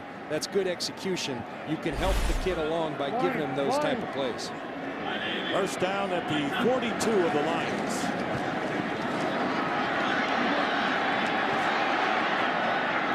Tebow throws it away. Royal was the closest receiver, and he wasn't open. No, he wasn't. You know, one of the things the Denver Broncos are getting used to, they've been playing with Kyle Orton, not a mobile guy at the quarterback position. When Tim Tebow does what a lot of quarterbacks in this league, Ben Roethlisberger to be one who's been very successful. You see the graphic, not very pretty for Tim Tebow. These receivers got to respond. You got to move to open space so that he can find you. And that's a learning process as well. Second down and 10.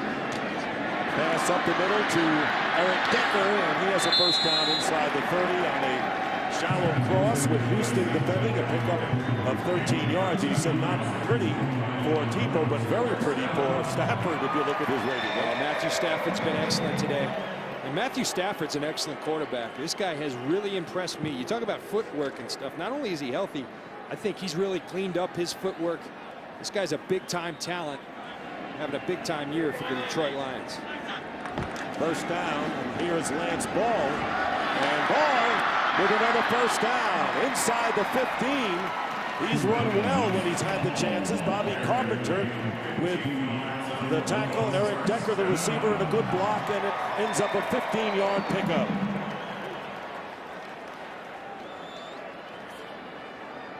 And a first down at the 14 for the Broncos. Here's Decker. And Decker, touchdown, Denver!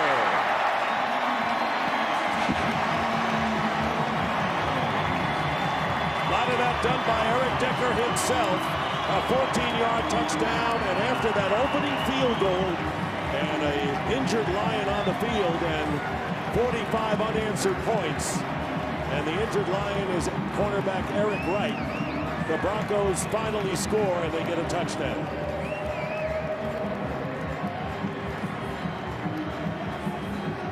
So, Tebow to Decker. And his 5th touchdown catch of the year, but Wright is being worked on, and we will take a break. 8:19 showing on the clock in the 4th quarter.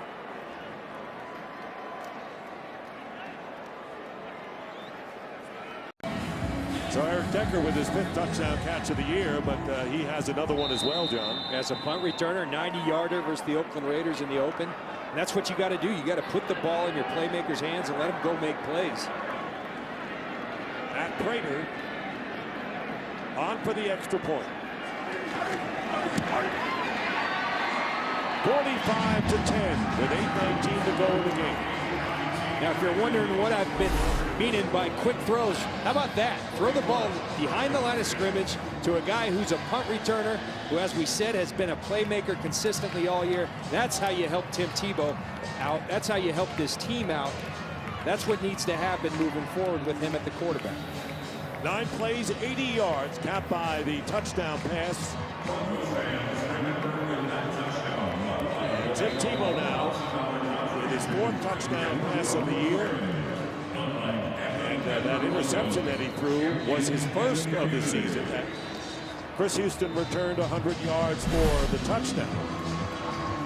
And if the Lion fans are wondering, that wasn't the longest interception return for a touchdown in their history.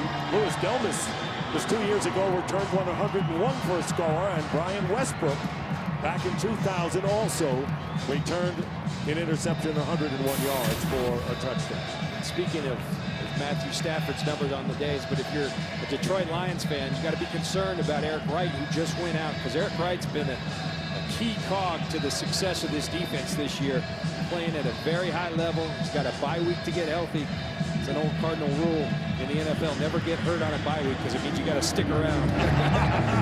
Only you would know that. And the kick sails out, and Sean Hill is going to be coming in at quarterback. And we want to remind you tonight, Animation Domination welcomes its newest member. From Jonah Hill and the executive producer of Family Guy comes Alan Gregory, premiering tonight after The Simpsons on Fox. Talking about Matthew Stafford as we look at this good promo for tonight's show. Stafford, by the way, has the longest run of any quarterback, 21 yards. You would think Tebow would have had that on it, but Stafford had 21, matching his longest run of his career. So here's Sean Hill, who would have been the quarterback if Stafford's ankle did not improve. First down, Keelan Williams.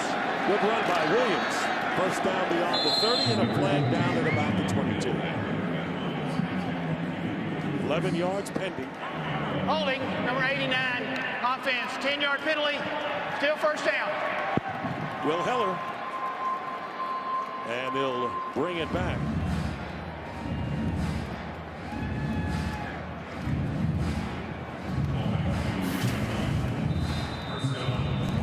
Let's go back to 2006 with these teams. You see, it's been much improvement for the Detroit Lions. We'll move to 12-12 now, and the Denver Broncos, a very proud organization. They've gone backwards, and they've gone downhill. It's Keelan Williams on 1st and 20. Now, I was mentioning earlier, if you're a Denver Bronco fan, I'd be encouraged looking across at these Detroit Lions. I've already told you, in my mind, one of the most talented rosters in football. 4 years ago, this was an 0-16 football team. You can do it in a hurry. They went out aggressively. They did trades. They hit on draft choices like Sue and Stafford. And when you do that, you can turn it around in a hurry. That's why the front office, very big factor in how teams do. Hand off to Keelan Williams. Williams getting out to the 15, and there's a flag thrown from the secondary. Penalty marker down after the 4-yard gain. And let's see if there's a face mask here. Personal foul, grasping the face mask, number 55, defense, 15-yard penalty from the end of the run, first down. DJ Williams with the face mask. They'll tack 15 on here. That one's pretty easy. The back judge caught it. DJ Williams got caught with the face mask. They won't miss that one when your arm's out extended.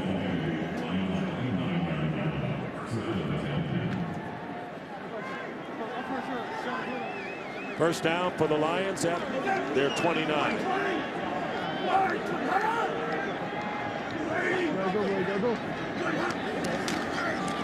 Keelan Williams. And he's brought down for a loss by Robert Ayers. Patriots Steelers, a big one today. Kurt Menefee with a game break. Yeah, the Patriots trying to do the comeback thing on the road, down 23-10.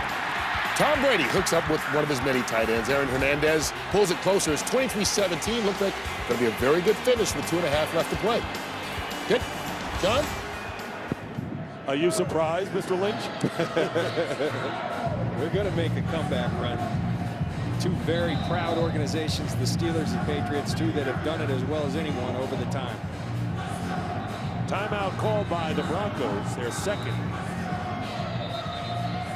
45-10 game. John Fox's team had a 3-0 lead and just added a touchdown in between. 45 points run off by the Lions, including 2 defensive touchdowns. 6 sacks, 3 turnovers forced, and 2 touchdowns. Tebow, 12 for 30, 124 yards, first pick of the year. And Stafford, a brilliant game.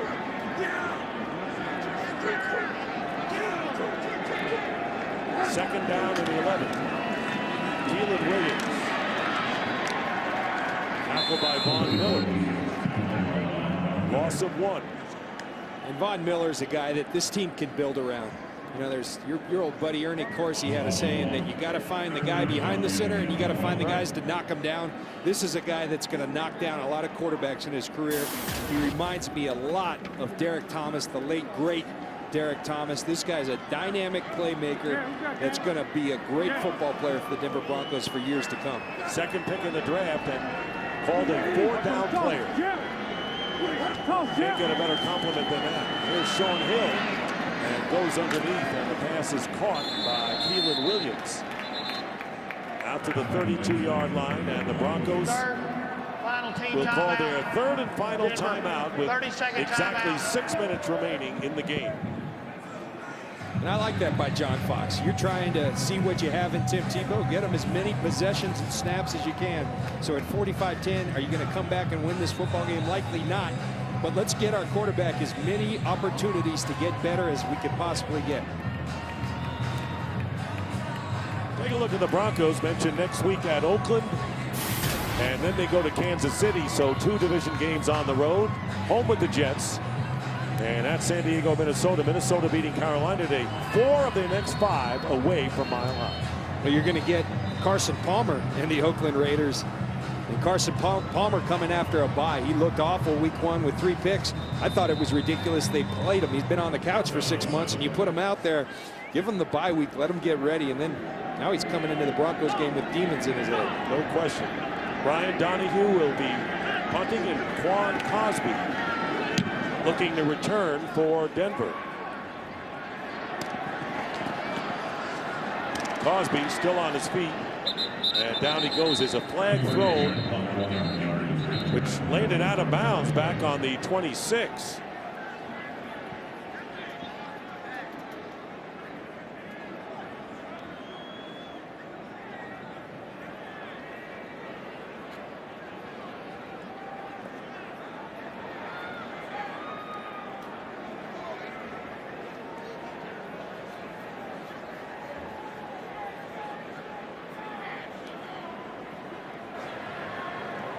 Number 33 of the kicking team went out of bounds on his own. It's a 5-yard penalty. We added on to the end of the play. First down. That's Brandon McDonald of the Lions. That's why they threw the flag out of bounds. Kurt Menefee with the game break. Well, Cleveland trying to come back against the 49ers. This is Colt McCoy hooking up with Joshua Cribbs. 45 yards on the touchdown, and they're within a touchdown right now, 17-10, but the Niners are inside the 10-yard line trying to put it away. Dick and John.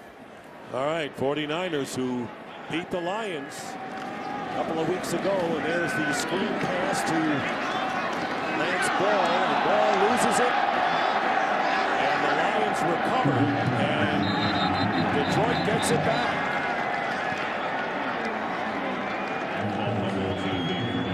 Third turnover of the game by the Broncos, and the Lions will get it back as Lawrence Jackson picked up the loose ball, and getting up there is Chris Cooper.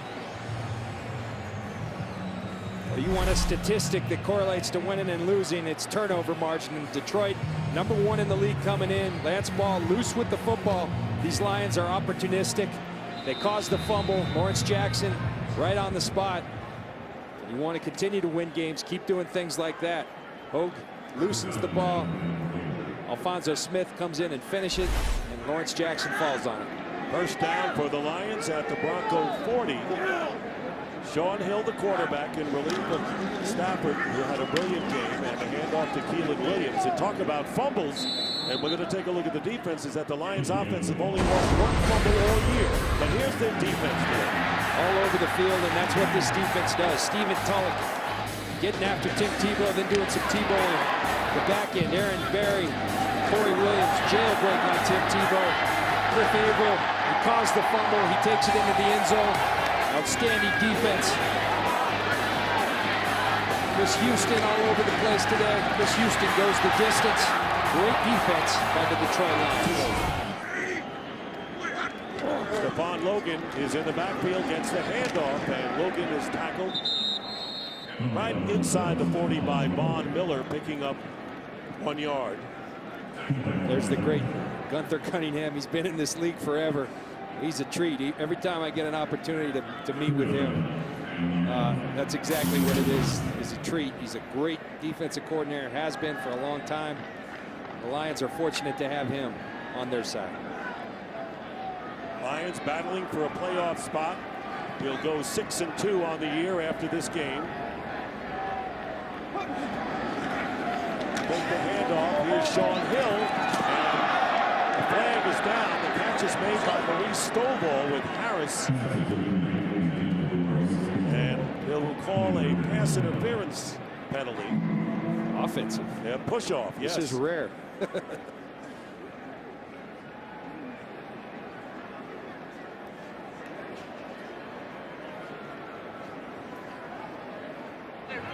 Pass interference, offense, number 80. Penalties decline, 4th down. Maurice Stovall says, wait, I watch Calvin Johnson do that all the time. They never call it. I get out here, get some playing time, and they call offensive pass interference. The difference is he's Calvin Johnson. So Cosby goes back, and punting will be Ryan Donahue. You notice a little beard and a different look on the part of Jim Schwartz in the last couple of weeks. Change that mojo.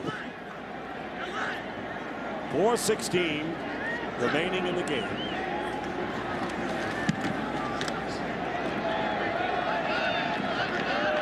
And Donahue's kick bounces at the 5 and kept in play and down by the Lions.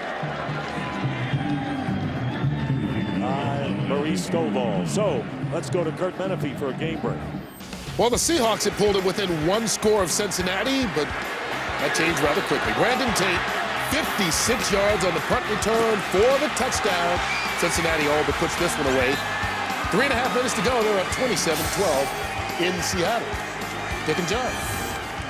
All right, thank you very much, Kurt. And the ball down at the 4, and that's where the Broncos will take over. Tim Tebow, who's 13 for 31.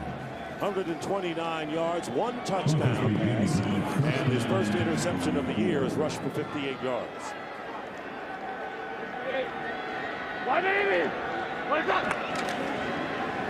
Moreno, O'Shawn Moreno, starting in place of McGee, picks up 2.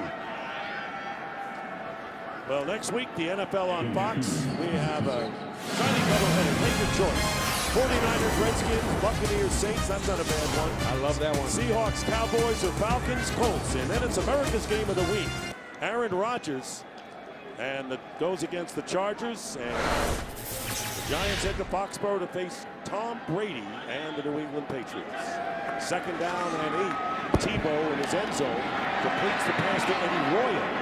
And Royal winds up with a 1st down out to the 16. That's a guy that they need to get back and playing at a high level. Eddie Royal came into this league and took it by storm 4 years ago. Was so productive, and they haven't found a way to get him going on all cylinders. He's a dynamic playmaker, great returner. They got to get him going and playing at a high level again. Ray. First down, and you saw one of the Lions move. Question is, was he drawn off? Neutral zone infraction, number 94, defense, unabated to the quarterback. 5-yard penalty, Jackson. still first down. Let's look ahead to the Lions. They have their bye week coming up, and then they go to Chicago for a critical game against the Bears. They beat Chicago at home 24-13. Carolina with Cam Newton, they lost to Minnesota today, and then the first of 2 against the Green Bay Packers, and then at New Orleans. So they have their work cut out for them a bit, because this pass is incomplete. And that's where, you know, in my mind, after playing a long time in this league, that's exactly where you want your bye. About halfway through, you've played 8 games, you're 6-2. You get to recharge the battery, get away from the game, work on some things that you need to work on, third down offense, improve there. But you're looking pretty moving forward, and they've got the Packers out in front. But this team, as I told you, they just get in the tournament. This is a dangerous team and a team to certainly be reckoned with. And a good way to rebound from 2 home losses, what they're doing today. Second down and 5 for Tebow. Pass is caught and out of bounds is Demaryius Thomas. So another first down. Got 10 yards on that play.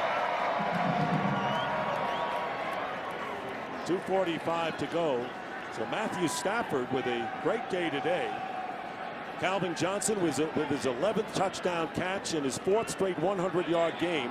And Tony Scheffler coming back to Denver, catching a touchdown pass as well. And going underneath to Dante Rosario, tight end who played for John Fox of Carolina. And they get it out to the 38. We saw Demaryius Thomas make a catch there earlier. It's critical they get him going as well. He's been an oft-injured guy in his 2nd year. Big-time talent, size, speed guy. Second down and 3. Tebow pulls it down and slides. And gets 6 yards and a first down. One thing about this kid that I frankly love is that he's a fighter. He's never going to quit playing. That's Tim Tebow. He's going to play right till the end, right till 60 minutes every week. And if it takes more, he'll give you more. 2-minute warning here. Tim Tebow, who has rushed for 63 yards, but a 35-point deficit for the Broncos. 2 minutes warning. We'll be back. People have many different opinions on Tim Tebow. One thing they'll never question is his heart and desire. And you're not afraid to give a little trash talk back there with Ashley Palmer, although he might be saying have a happy Halloween knowing Tim Tebow. Such a nice kid. Won't be too much trash, that's for sure. First down.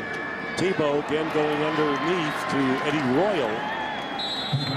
And Royal appears to have enough for a first down. 11 yards into the Lions 46. And granted, these are the backups for the Detroit Lions, but if you're the Denver Broncos moving forward, these quick throws we're seeing late in the game, bring them early in the first quarter next week. And there's a pass out to the 40 to Decker, and he makes the catch there. And you've been talking about that all game. I mean, obviously, you mentioned Tebow's footwork and some of his throws off the mark. But the plays have to be there for him, and there are plays that would work for him. You have to set him up for success. I don't think that happened early on. Second down and 4, and down he goes hard by Lawrence Jackson. That is sack number 7 for the Lions.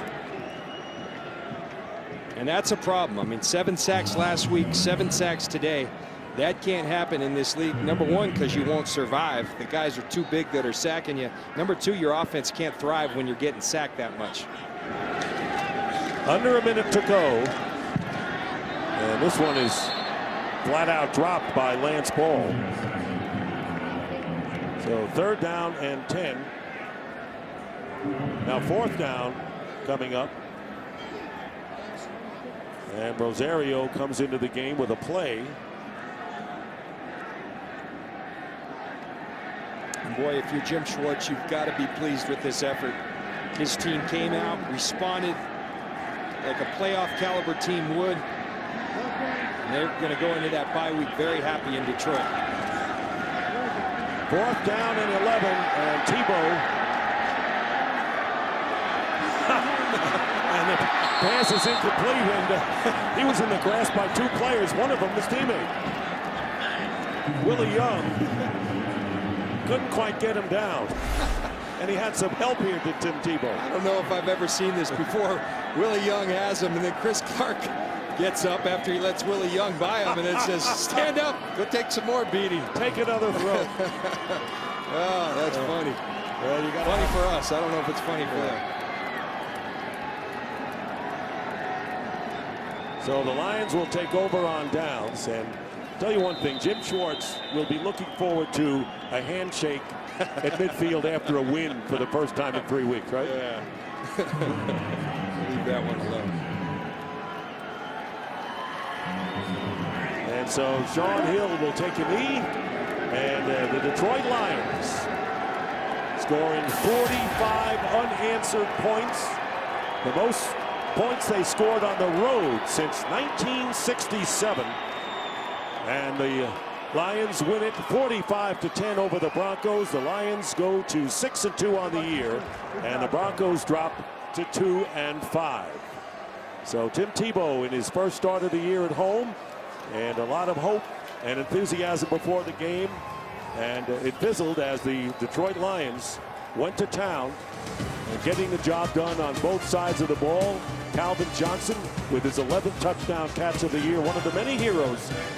On with Stafford. We'll be back here in Denver after this.